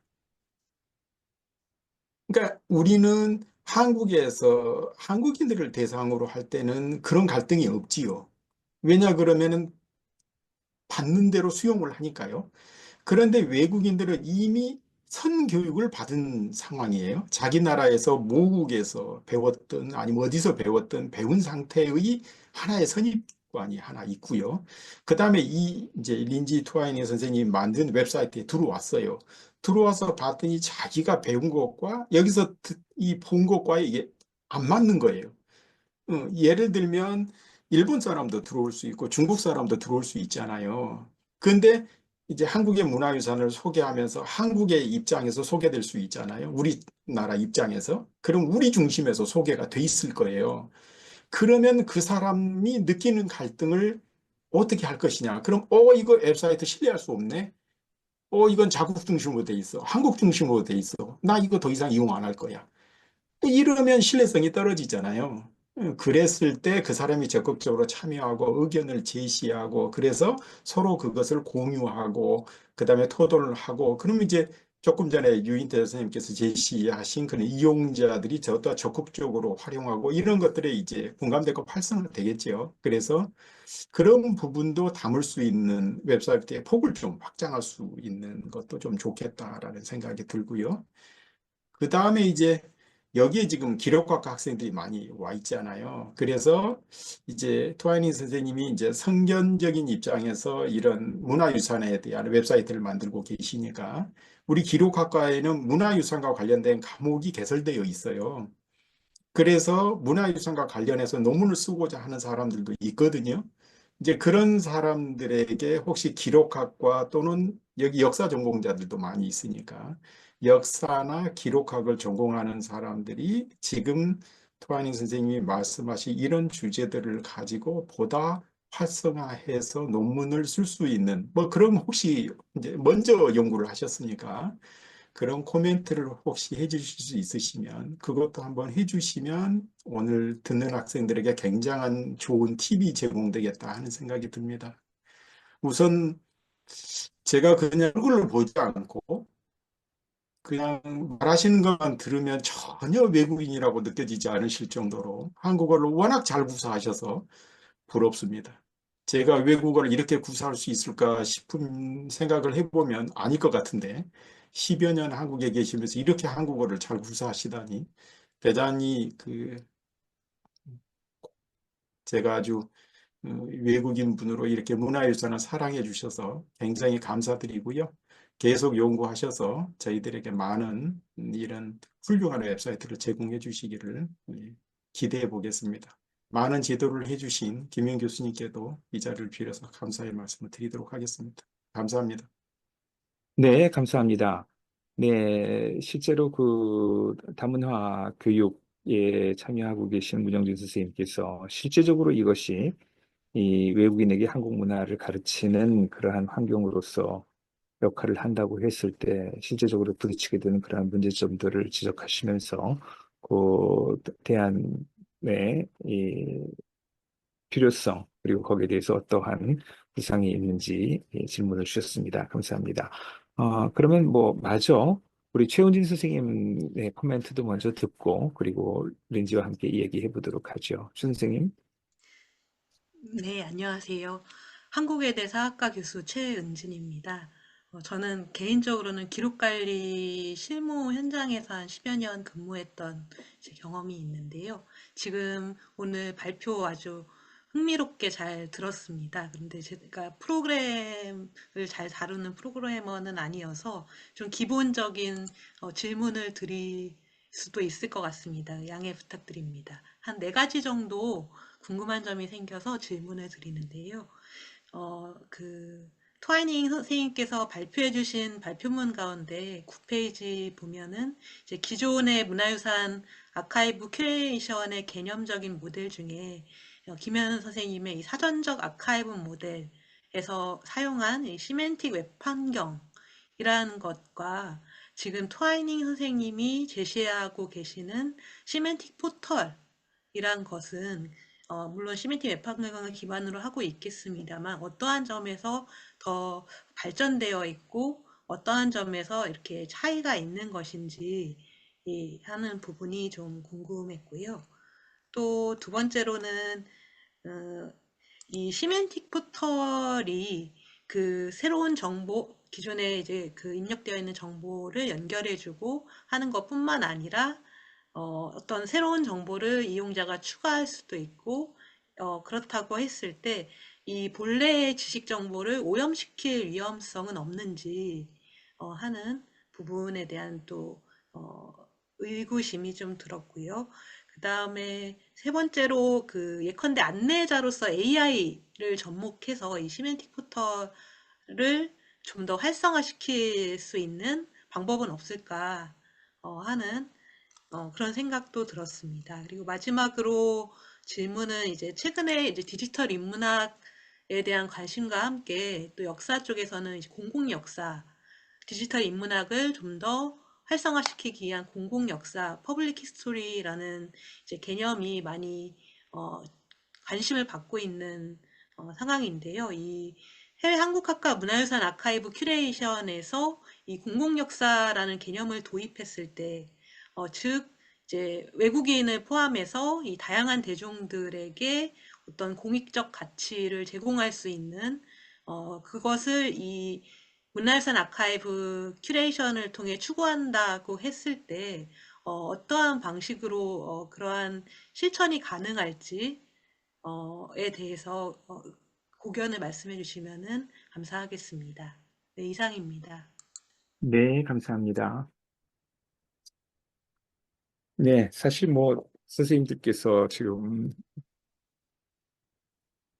제기해 주신 이러한 문제는 이 분야의 연구자들이 지속적으로 고민하고 숙제로 안고 어떤 누가 그 해법을 찾는다기보다도 이러한 문제들을 좀 더 이제 전향적으로 해결해 나가고자 노력하는 것이 우리의 연구인 그러한 과제들이 아닌가 그렇게 생각이 됩니다. 트와이닝 박사가 뭐 당연히 여기에 대한 이 어떤 파이널 컨클루션을 갖고 있으리라고는 전혀 기대하지 않고요. 하지만 역시 이제 이러한 문제에 대한 그 고민에 같이 참여하신 분일 거라고 이제 생각이 되기 때문에 함께 이 얘기를 좀 나눠보도록 하겠습니다. 자, 유인태 선생이 이 린지 트와이닝 선생이 지금 생각하고 있는 그리고 본인의 시스템에서 지금 구현하고자 했던 이용자 참여의 길은 무엇인지 여기서부터 한번 좀 얘기를 해주시겠어요? 네. 어, 장기적으로 데이터 계속 추가하고 할 때 이 설계를 어떻게 확장할 수 있는지에 대해서 물어보신 것 같습니다.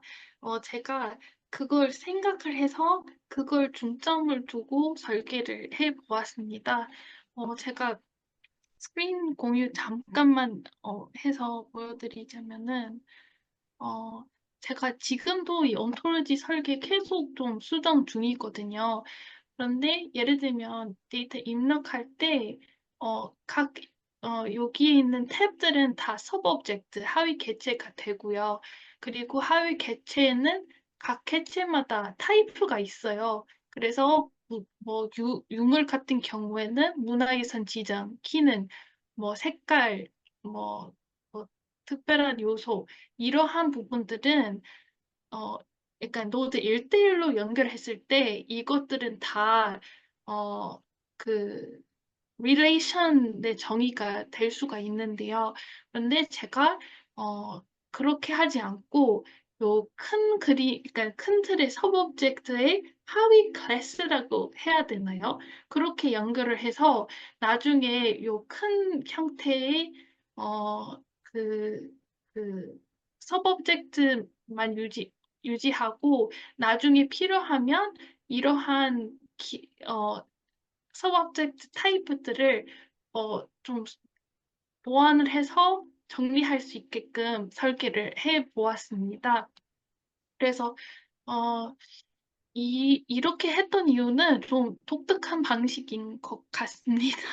그런데 이렇게 했던 이유는 한국 문화유산뿐만 아니고 약간 다른 분야에서도 이 비슷한 서브젝트 이용한 온톨로지를 좀 자유롭게 필요한 뭐 소규모의 프로젝트, 큰 프로젝트에 따라 약간 조절을 할 수 있게 해보았거든요. 그래서 딱 지금은 어떤 거 필요할지 모르니까 최대한 서브젝트를 통해서 최소화의 정보 형태를 몇 가지만 이렇게 나눠서 하고 이렇게 좀 레벨별로 나눠서 해보고자 노력했거든요.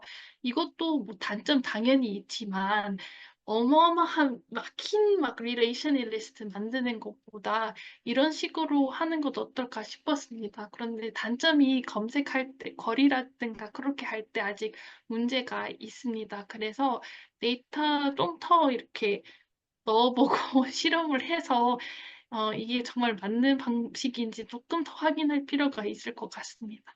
일단 그것 좀 생각을 해서 설계를 해보았습니다. 네, 감사합니다. 아마 유인태 교수가 지금 말씀하신 그 이용자 참여의 부분은 이제 좀 더 좀 매크로한 그런 시야에서 하신 말씀이겠지만은 어, 네, 린지는 이미 사실 그 부분에 대한 것들을 충분히 고려하고 있을 거라고 생각이 돼요. 다만 이제 그 예시로 이 강론으로 이제 설명한 부분은 그 이용자가 이 시스템을 나의 목적에 맞게, 나의 관심에 따라서 나의 그 교육 활동에 도움이 될 수 있도록 이 사이트를 만들고 싶다든지, 혹은 내가 주장하는 방향대로 한국 문화를 얘기하기 위해서 나의 프레젠테이션 자료를 만드는 데 도움이 될 수 있는 이 컨텐츠를 구축하고 싶다든지, 어떤 학생이 그런 의도를 했을 때, 이 플랫폼의 틀이 딱 정형된 모습으로만 만들어낼 수 있게 한다면은 이런 수요에 부응하지를 못할 텐데, 린지는 이제 그 고민이 이용자들이 자기가 의미 있게 생각하는 요소들을 자유롭게 결합하고 그 의미를 더 발전시켜 나갈 수 있도록 하는 장치를 이 시스템에 구현함으로써 이용자 참여를, 그러니까 이용자가 자기 마음에 맞는 시스템을, 그러니까 스키마 자체를 마음대로 디자인할 수 있게 만든다는 거죠. 미리 정해진 스키마에 들어와서 한다기보다도 그걸 이제 서브 오브젝트라고 하는 개념을 통해 가지고 그 자체가 본인이 설명하기가 힘들 거예요. 서브 오브젝트라고 하는 관점이 뭔지를 사람들이 지금 이 자리에서 별로 이해하신 분들이 없을 거라고 저는 생각을 해요. 모든 걸 고정적인 스키마로 두기보다는 여러 가지 오히려 하위에서 있어도 좋고 없어도 좋고 필요하면 더 자세하게도 갈 수 있는 그런 하위 요소들로 디자인을 했는데, 그것도 온톨로지 설계처럼 이렇게 아주 복잡함을 피하는 그 중간적 절충적 방식을 취했다고 하는 게 린지가 지금 강조하고 싶은 부분일 겁니다. 네, 어쨌든 이러한 부분이 더 이제 논의가 되게 되면 너무 복잡해진 네. 문제가 될 테니까 또 다른 선생님들의 의견 속에서 비슷한 부분들을 제시하고 계시니까요. 그 다음에 논의를 한번 넘어가 보도록 하죠. 문영진 선생님께서 중요한 문제 지적을 해주셨는데요. 저도 많이 이런 부분을 느낍니다. 저는 문 선생님께서 제기하셨던 그러한 두 가지 역사와 문화를 가르치는 부분하고 언어를 가르치는 그 부분에 같이 디지털로 어떠한 도움을 줄 수 있는가 하는 거를 한 30년 전부터 같이 이제 관여를 했습니다. 아마 아무도 모르시겠지만은 이 디지털 버전의 최초의 외국인을 위한 이 한국어 교재를 제가 1990년대 초중반에 CD-ROM으로 만든 적이 있습니다. 그런 것들을 해보는 가운데에 아까 문 선생님이 말씀하셨던 중요한 부분, 언어 교육은 레벨이 있죠. 입문 과정이 있고 한국어 뭐 저기 몇 급 하는 그런 입문 과정이 있는데 문화 교육이라고 하는 건 당연히 이제 그런 것이 없죠. 준비도 안 돼 있거니와 혹은 그것이 과연 필요한 것인가에 대한 것도 굉장히 논쟁적이라고 생각이 됩니다. 그 제가 한국학중앙연구원에서 해외 한국학 교육을 위한 이런 프로그램들을 오랫동안 지원하고 특히 한국문화교류센터 소장을 하면서 그 외국의 이 한국어 교수들에 대한 지원 프로그램도 어, 큰 규모로 운영을 하고 그러면서 제일 아쉽게 느꼈던 부분은 많은 해외 한국학 교육이 초급 한국어 교육 수준에 머문다는 거죠. 초급 한국어는 굉장히 많은 그러한 폭발적인 인기를 얻고 수강자가 있었는데 중급 올라가게 되면 3분의 1로 줄고 고급 올라가게 되면 몇 명 안 남고 그 사람들을 대상으로 문화 얘기하게 되게 되면은 이거는 언어를 알아야지 문화를 얘기하지 하는 이러한 이 벽에 부딪혀 가지고 이 수준 높은 문화를 통한 한국어 교육을 굉장히 이상적으로 약간 린지가 제기했던 화성으로 한국어 배우기 뭐 이런 것이 얼마나 그 이상적인 그런 부분일 수 있겠어요. 하지만 실제적으로 언어 교육의 커리큘럼에 부딪히게 되게 되면은 이게 길을 찾지 못하는 경우가 실은 많이 있습니다.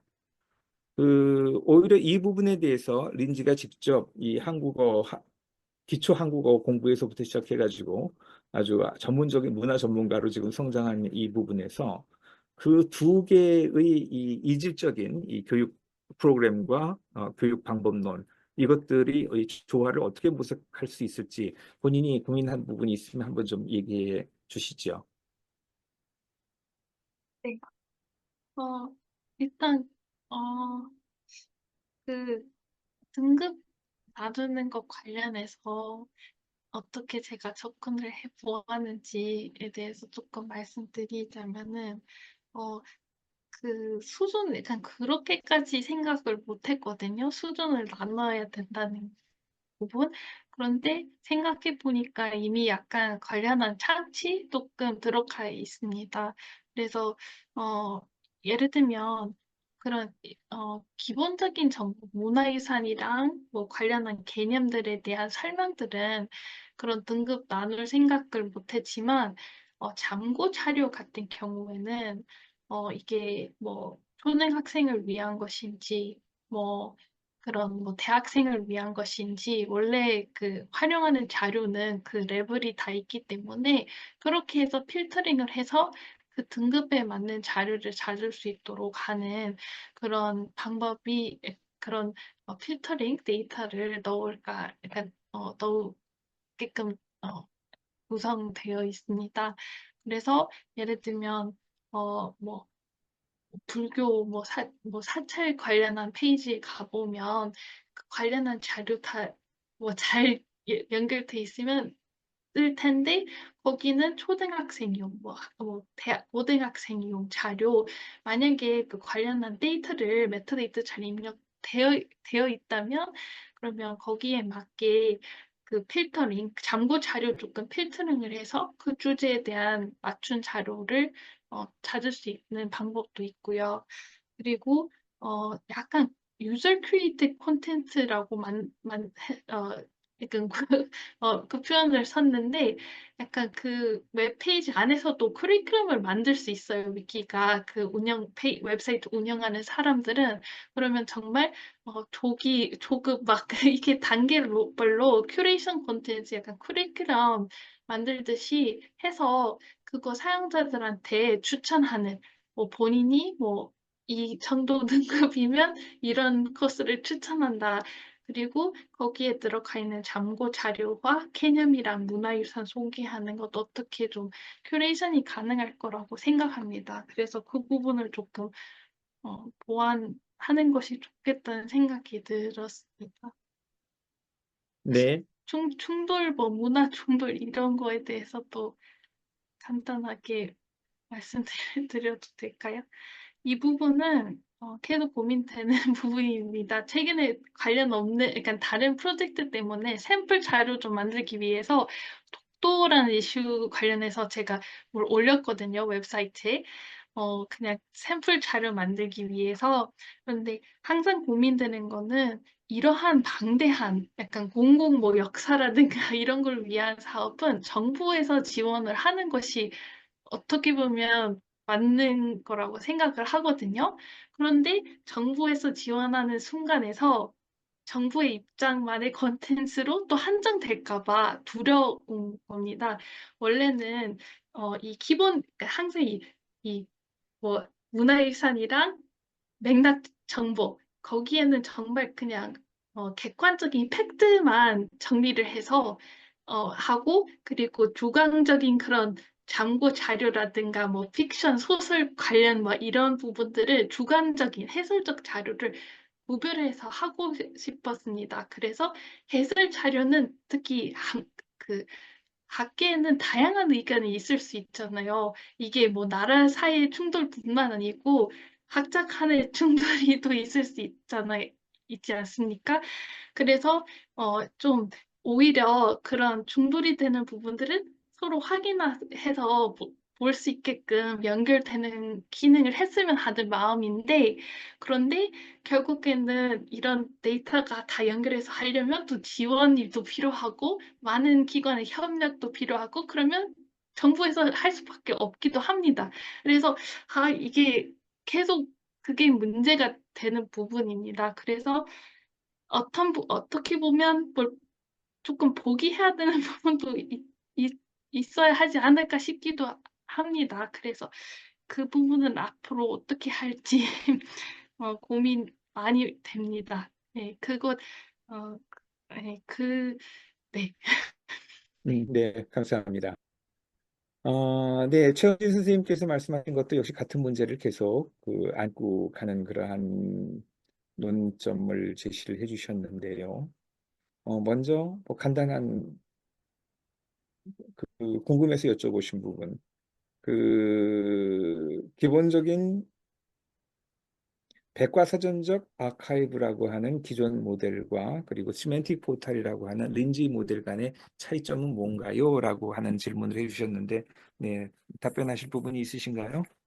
아, 일단 그 시멘틱 웹 환경이라는 것이 그러니까 시멘틱 웹은 뭔가 기존의 웹은 여러 가지 뭐 HTML 뭐 여러 가지 아니, 백과사전적 아카이브와 아, 시멘틱 포탈의 그 개념의 차이. 아, 뭔가 이 시멘틱 웹이랑 시멘틱 포털의 차이 물어보신 줄 알았는데 일단 그 차이는 어 그래서 어 약간 기존의 그 아카이브 관련한 데이터랑 그 디지털 아카이브에 있는 데이터랑 백과사전 아카이브에 있었던 정보들을 서로 연결되는 것이 기본 모델이었다면 그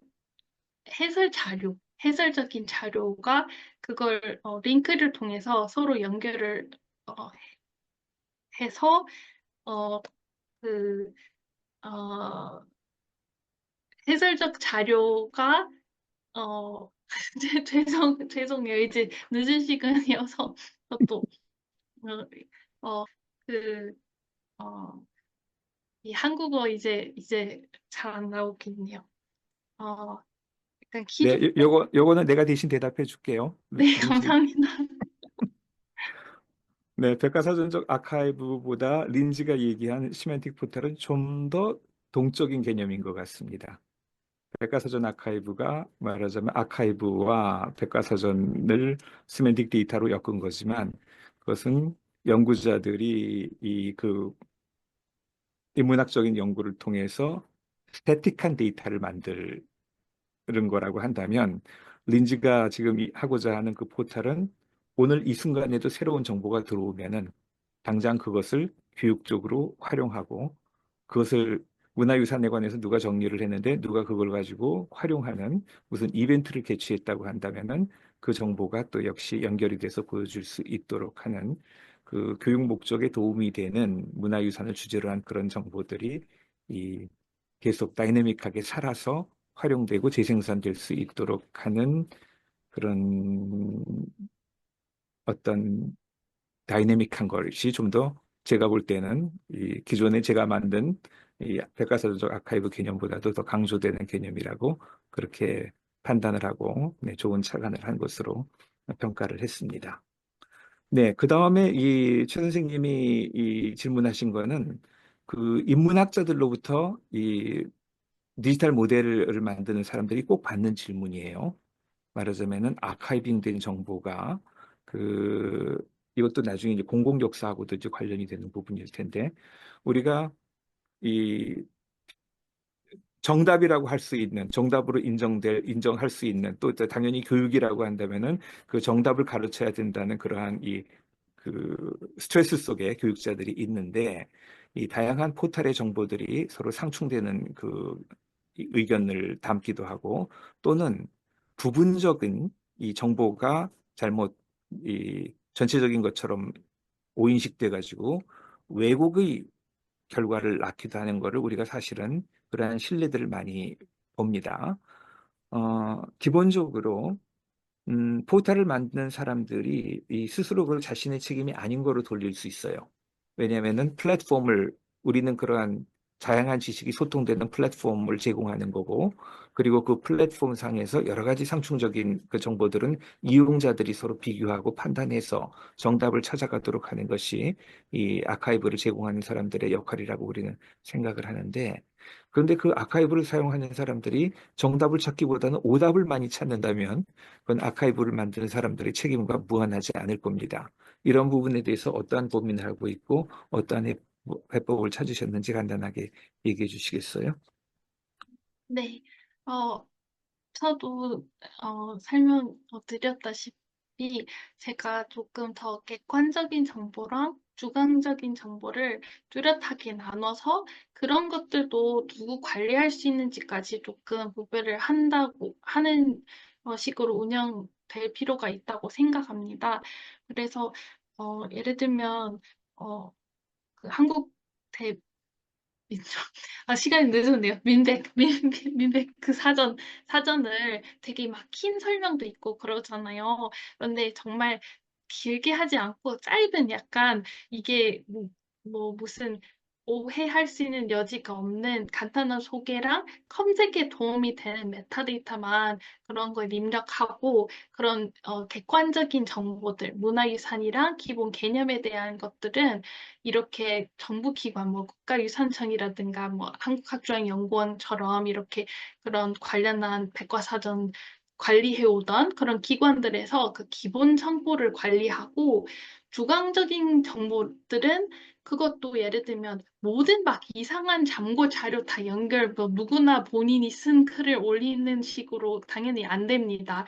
그래서 계정을 만드는 것조차도 어떤 사람들이 어떤 정보를 추가할 수 있는지도 당연히 그런 것도 좀 믿을 만한 어떤 기관이라든가 뭐 학계에서 뭐 박사 받은 사람들이라든가 조금이라도 그 약간 전문가인 분들만 아니면 기관들만 참고 자료를 연결할 수 있도록 하는 것이 당연히 운영에 들어가야 되는 부분이라고 생각합니다. 그러면 일반 학생들이나 일반 사용자들은 어떻게 활용할 수 있는가?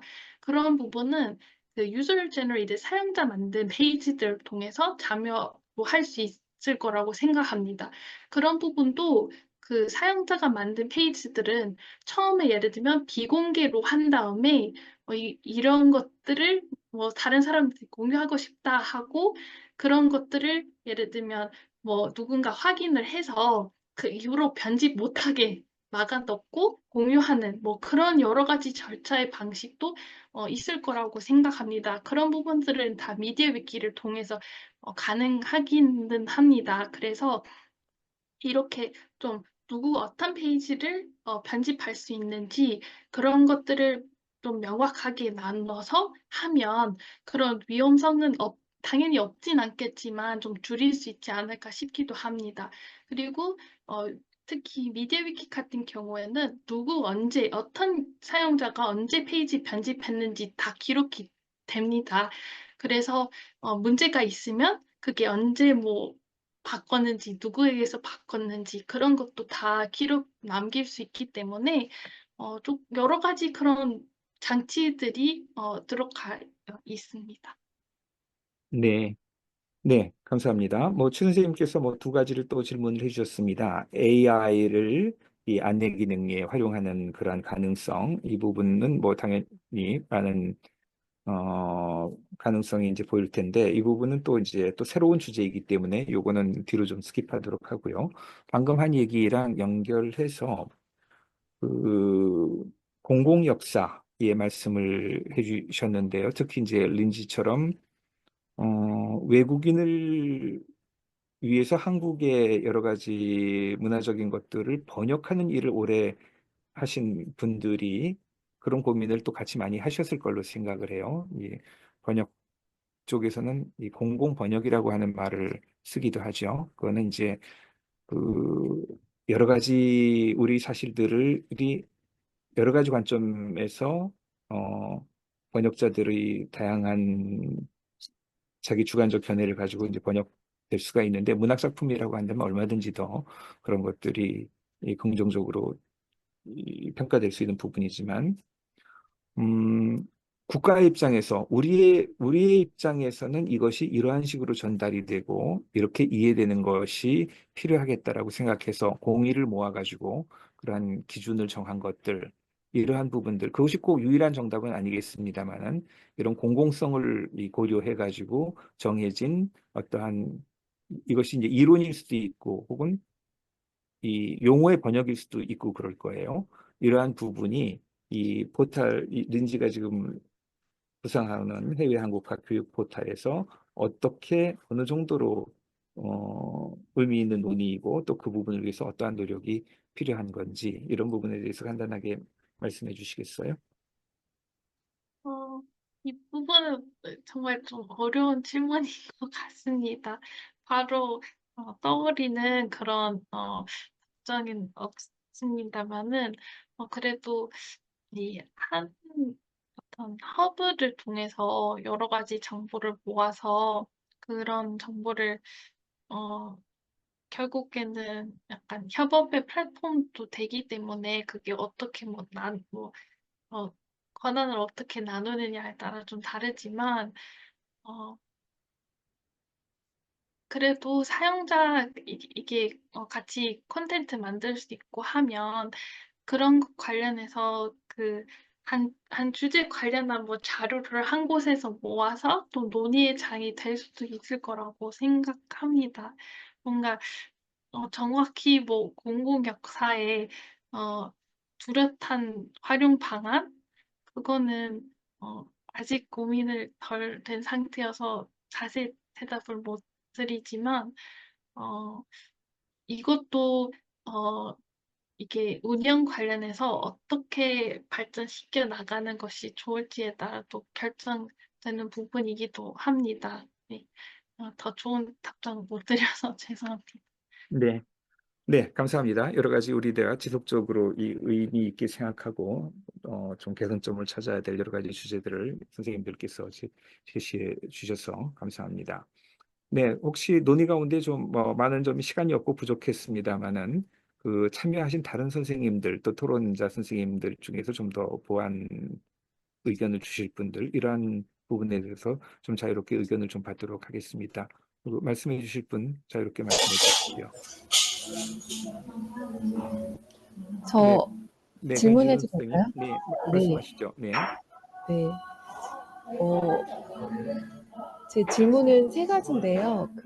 린지 선생님 보시기 쉽게, 잠시만요. 제가 이것을 채팅으로 먼저 올리고요. 네. 저는 문화재청에서 무형문화재 연구실 전문직으로 근무를 하다가 이제 학교에 와서 문화유산과 문화 콘텐츠라는 과목을 강의하고 있습니다. 제가 문화유산 관련해서 무형문화재 구술사 연구를 하느라고 이제 수업을 개설을 했을 때 20명 이상의 외국인 학생들이 와서 수업을 들었고 그 학생들이 한국어 1급 내지 2급이었어요. 아까 다른 선생님들께서도 말씀을 하셨는데 이 한국 문화를 가르치실 때 이 한국어 급수하고 이 한국 문화하고 연결을 해서 이제 가르치려면 굉장히 어려운 점들이 많습니다. 그래서 이제 그런 여러 가지 어려운 점들에 대해서 이제 질문을 좀 구체화해 본 게 채팅이 올라간 질문들인데요. 먼저 린지 선생님께서 지금 국가유산청인데 국가유산 포털하고 나만의 문화유산 해설사 앱이 있는데 이것들을 사용해 보셨는지, 그렇다면 그 내용 면에서 이해 정도하고 흥미 면에서 어떠셨는지 궁금하고요. 두 번째는 선생님이 만드셨던 그 포털에 저 같은 사람이라거나 이제 제 수업을 듣는 학생들한테 제가 과제를 내주려고 해요. 그 외국인을 위한 문화유산 해설 콘텐츠를 만드는 과제를 내주려고 하는데 그 결과물을 선생님 포털에 연결시킬 수 있을지. 세 번째는 제가 지금까지 그 문화유산에 관해서 그 만들어 놓은 동영상들이 굉장히 많은데 4K 이상의 동영상들이 굉장히 용량이 큰데 제가 문화재청에 있을 때도 이 부분이 항상 고민이었고 또 국제무형유산 학회에서도 이 부분이 공통적으로 고민이었는데 문화유산에 관해서 이제 데이터들은 점점 더 늘어나고 있고 그 용량이 커지고 있는데 그러면 그것을 모바일이나 웹사이트에서 어떻게 표준화시켜서 제공할 것인가, 이 부분에 대한 고민이 좀 필요할 것 같고요. 나머지 하나는 이제 여러 선생님들의 고민 중에서 제 경험에서 이제 말씀을 드리면 제가 1급이나 2급 한국어 1급이나 2급인 학생들하고 무형문화재 구술사를 이제 촬영을 해야 되는데 한국의 문화유산에 대해서 전혀 공부가 없는데 한국의 문화유산은 아시다시피 한국인을 위한 책들도 굉장히 어려운 용어가 많잖아요. 그런데 한국어 1급, 2급인 학생들이 이 어려운 거를 어떻게 이해를 하겠어요. 그래서 이제 제가 쓴 방법은 텍스트는 다 제외하고 이미지, 그 다음에 동영상입니다. 그러면 그 1급이나 2급 학생들한테 저희가 굉장히 어려운 문화유산 용어를 쉽게 해설해 주는 것보다 한번 보고 또 그 동영상을 보면 그들이 좀 이해를 하고 그 다음에 그들과 질문 대답을 통해서 그 문화유산에 대해서 설명을 그 이제 외국인 학생들에게 맞춰서 자동 번역이라고 해야 될까? 그런 식으로 해서 수업을 했던 경험이 있습니다. 그래서 이거는 저의 경험담이고 아까 말씀드렸던 질문 3가지 정도 답변을 해주셔도 되고 그러니까 나중에 숙제로 남겨주셔도 됩니다. 네, 직접 말씀하시죠. 네. 네. 굉장히 저랑 비슷한 약간 막 관심을 가지고 활동하고 계시는 거 들어서 좀 그냥 기분이 좋습니다. 네. 우선 그 나만의 문화유산 해설사 그 어플은 예전에 봤는데 다시 찾아보니까 그 간에 좀 뭔가 옛날 석사 때 제가 검토를 했는데 그 간에 좀 개선된 것들이 좀 보이긴 합니다만 자세히 지금 살펴보지 못해서 정확한 어떻게 생각하는지 답변 드리기 좀 어려울 것 같습니다. 그리고 그 문화유산 포털에 직접 참여할 수 있는지 지금 제 웹사이트 뭔가 문제점들이 많고 그래요. 그런데 조금 기술적인 면에서 그래서 그런 부분 잘 개선을 되고 예를 들면 공식적으로 어떻게 하면 그러니까 이론적으로 누구나 사용자의 페이지에서 활용할 수 있게끔 딱 그 설계되어 있는 거예요. 그게 바로 목적이에요. 그러니까 객관적인 정보를 예를 들면 정부에서 기본적인 것들을 제공하고 그러니까 학생들이나 교사들은 또 수업의 페이지로도 활용할 수 있게끔 딱 그런 목적으로 설계한 그런 사이트입니다. 그리고 그 데이터가 많은 그런 동영상 콘텐츠라든가 그런 것들은 우선 결국에는 기존의 아카이브들이 너무 많지 않습니까? 약간 그런 것들은 다 뭐 옮기다든가 그런 것이 불가능할 거라고 생각합니다. 그래서 그런 모든 자료들은 다 링크를 통해서 그러니까 어떤 예를 들면 유튜브 영상이 있으면 그 유튜브 영상을 약간 대신해 주는 어떤 메타데이터만 있는 페이지가 있으면 그러면 이 유튜브 영상은 누구에 의해서 만들었고 언제 만들었고 어떤 플랫폼에서 제공하고 있고 그리고 어떠한 주제, 어떤 장소, 문화에선 다루고 있는지 그 주제를 메타데이터로 입력하면 그걸 바로 그냥 링크를 누르면 연결되게끔 일단 지금은 그렇게 해봤습니다. 그러면 이 콘텐츠 만든 기관들은 자기 사진들이랑 영상들은 그대로 관리하되 그 통합적인 포털의 그 의미 있는 시멘틱 데이터와 또 연결을 해서 더 쉽게 찾아질 수 있게끔 하는 그런 식으로 구성을 해 보았습니다. 네, 감사합니다. 네, 네, 변지선 선생님, 그 네. 린지가 처음에 자기 연구 내용을 얘기할 때 그 문화유산을 직접 교육에 활용하는 그러한 사례를 해외 한국화 교육에서 찾으려고 굉장히 노력을 했지만 그 실제를 보기 어려웠다는 얘기를 한 적이 있는데, 네, 변 선생님께서 이 국내에서 이러한 노력을 실제 그러한 부분의 노력을 외국인들에게 문화유산을 통해서 한국을 이해시키려는 그런 교육을 시행하고 계셔서 저도 들으면서 굉장히 반가웠습니다. 앞으로 린지에게 많은 또 그런 현장에 도움을 주실 수 있는 부분이 있을 것 같아서 두 분이 계속 교류를 하면서 그런 네. 공통의 관심사를 좀 발전시켜 갔으면 좋겠다고 생각이 됩니다. 네, 네, 감사합니다.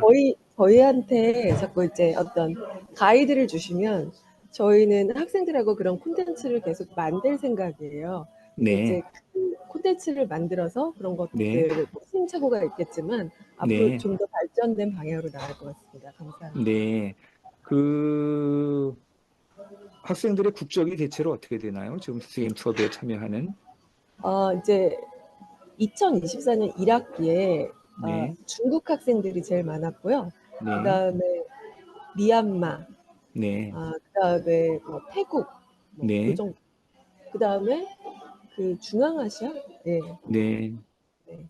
네, 중국 학생들이 제일 많았습니다. 네, 예, 알겠습니다. 감사합니다.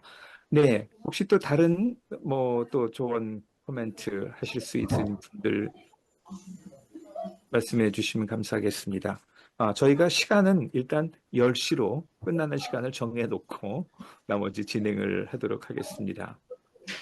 노명환 선생님, 뭐 말씀해 주실 부분이 있으실까요? 예, 트와이닝 선생님, 아까 이렇게 한국학을 한 동기가 한류였다고 이렇게 이야기를 하셨잖아요. 근데 이제 이렇게 연구를 하다 보니까 또 막상 한류하고 어느 정도 좀 단절이 된 것 같다 이렇게 말씀을 하셨는데 그 연결에 대해서 한번 이야기를 이렇게 해보고 싶어요. 그러니까 이제 우리 한국 문화유산 속에서 아까 그 해설 자료를 연결하는 것도 이렇게 말씀하고 이제 그러셨는데 어떻게 보면 이제 우리는 문화유산 속에서 한류하고 연결될 수 있는 어떤 한의 개념이라든가 실제 어떤 그 어떤 이제 그게 음악을 본다면 그게 곡에 나타날 수도 있고 가사에 나타날 수도 있고 이제 문학에서는 이제 여러 이야기로 어떤 우리 문화유산에 담겨 있는 한국인의 문화 코드가 지금 한류에 이렇게 표현될 수 있고 그러겠죠, 그죠? 이제 그런 측면에서 본다면 그 선생님 플랫폼을 통해서 이제 그 어떤 전통적인 문화유산과 어떤 현재의 활용, 이제 어떤 한류적 활용, 이제 그런 것하고 연결된다면 그게 또 굉장히 그 한국학을 위한 동기부여로서의 선생님 플랫폼이 작용을 할 수 있겠고 또 그것을 이렇게 풍부하게 어떤 창의적 어떤 그 기재로서 이렇게 작품할 수 있겠는데 거기에 고민을 좀 어떻게 해오셨는가 이제 하는 거 하고요. 아까 그 문영진 선생님 말씀하신 그 수준이라고 하는 거, 그것을 달리 표현한다면 어떤 다양한 동기하고 관련이 있지 않겠어요? 그러니까 한국학을 하는 동기가 어떤 전문적인 연구자가 되기 위한 것인가, 아까 한류를 즐기기 위한 것인가, 아니면 비즈니스를 효율적으로 하기 위한 것인가, 이제 이러한 그 방향성하고 관련돼 있고, 또 그 문화의 인접성, 예를 들어서 우리의 불교 문화 유산이다, 한국의 불교 문화 유산이다 하면 다른 불교 문화의 국가들은 어떤 그러한 그 문화의 어떤 흐름 또는 어떤 뭐 유비 관계, 그러니까 비슷한 정도라든가 뭐 이제 이런 측면도 있을 것 같고, 또 그런 불교 문화가 아닌 기독교 문화권에서는 또 다른 측면일 수 있을 것 같고, 그러니까 아까 그 어렵게 느끼는 차이가 이제 이러한 문화적 배경과 또 어떤 동기, 뭐 이제 이렇게 관련될 것 같거든요. 그러니까 그것을 어떤 수준으로만 볼 게 아니라 이제 이런 측면에서의 다양성이라고 본다면 또 플랫폼에서 그것을 조금 해결하면서 아까 수준의 문제하고도 연결할 수 있을 것 같아요. 혹시 그런 고민을 좀 하셨는지 이렇게 하고 이제 아까 공공역사가 이야기 나왔는데 이제 공공역사는 이제 스테이트 오피셜 어떤 국가적인 어떤 공식적인 그런 차원보다는 이제 거기도 포함되지만 보다 퍼블릭 대중들이 할 수 있는 것을 의미하는데 오늘은 뭐 시간이 걸려서 이 얘기는 못할 것 같은데 그 우리 트와이닝 선생님의 지금 이런 활동이 현재 그런 의미의 공공역사 대중들이 많이 참여 거기에 엄청난 이제 그 뭐야 효과를 발휘할 수 있는 이제 그런 것이다 하는 것만 하고 나중에 이야기는 좀 해봤으면 좋겠어요. 아까 제가 말씀드린 그 두 가지 관점 한번 얘기해 주시겠어요? 예.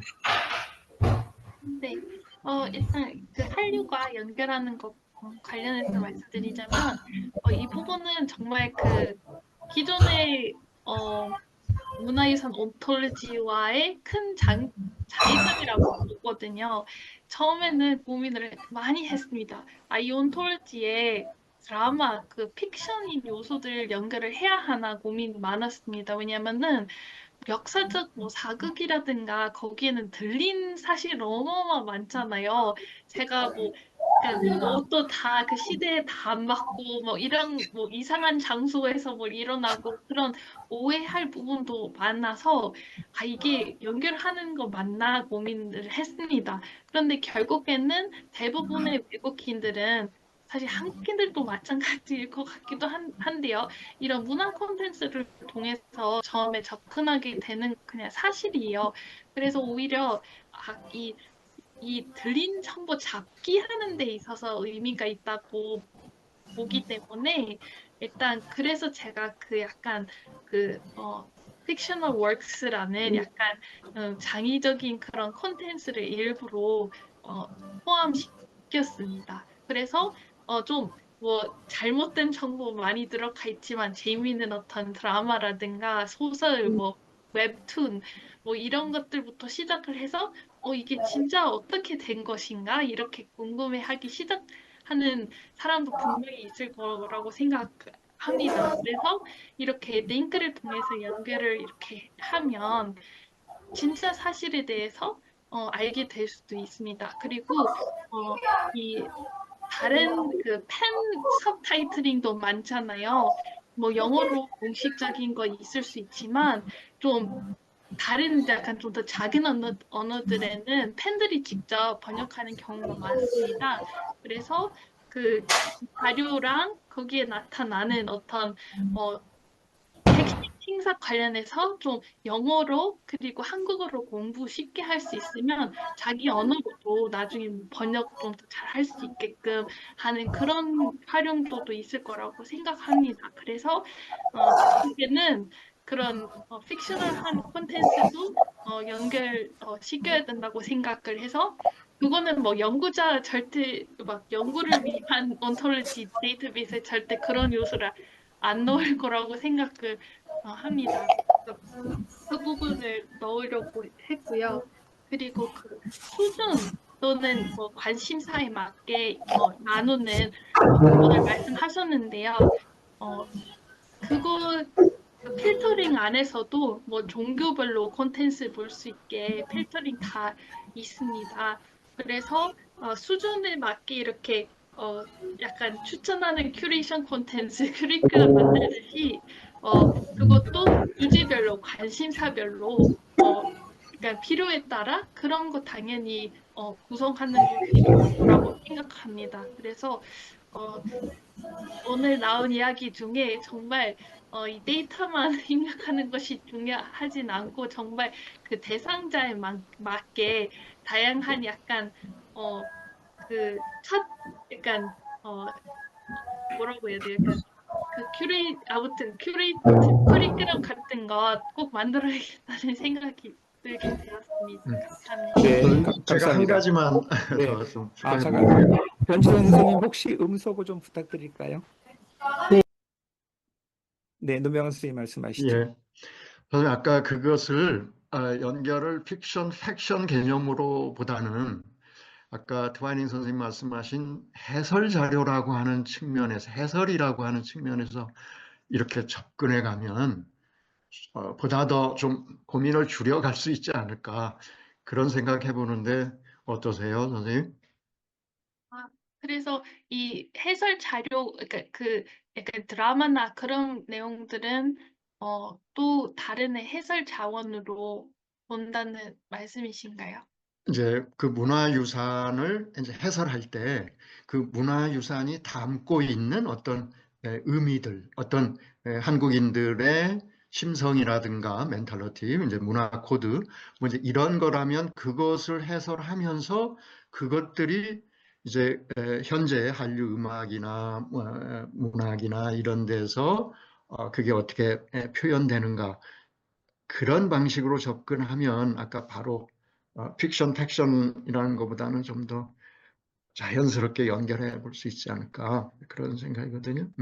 네, 네, 네, 감사합니다. 약간 네, 그런 제안들 받고 또 접근해 보도록 하겠습니다.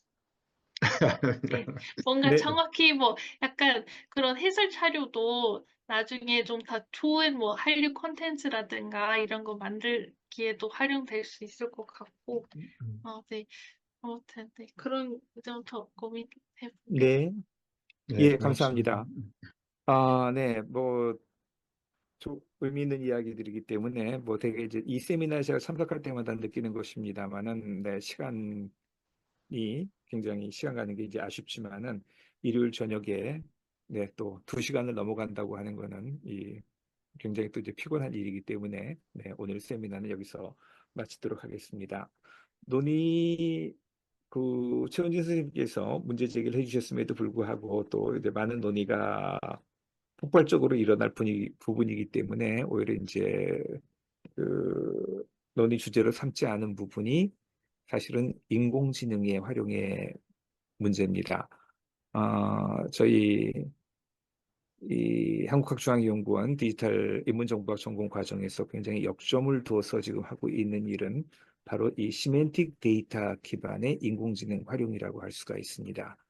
그 린지가 오늘 아카이브로 구축한 부분이 직접 그 아카이브 컨텐츠 내용 자체도 여러 가지로 유용하고 쓸모가 있겠습니다만은 거기에 집적된 정리된 체계화된 데이터가 인공지능의 이 데이터로 활용이 될 때 더 폭발적인 활용도가 있을 것으로 저희는 생각을 하고 있고요. 실제적으로 오늘 문제가 됐던 그 이용자 수준의 문제 같은 것도 사실 우리가 예전에는 전부 다 커리큘럼 정해서 소스 자체를 통제하는 방식으로 이 고객의 수준의 레벨을 맞추려고 했습니다만은 이 소스를 자유롭게 개방해 놓은 상태에서 뭐를 어떻게 조합하고 어떻게 전달하느냐 하는 부분으로 이용자 수준을 맞출 수 있는 부분, 즉 이용자 수준에게 맞추는 부분을 인공지능이 자신이 축적한 언어 능력과 자신이 축적한 여러 가지 이 교육 정보에 베이스를 가지고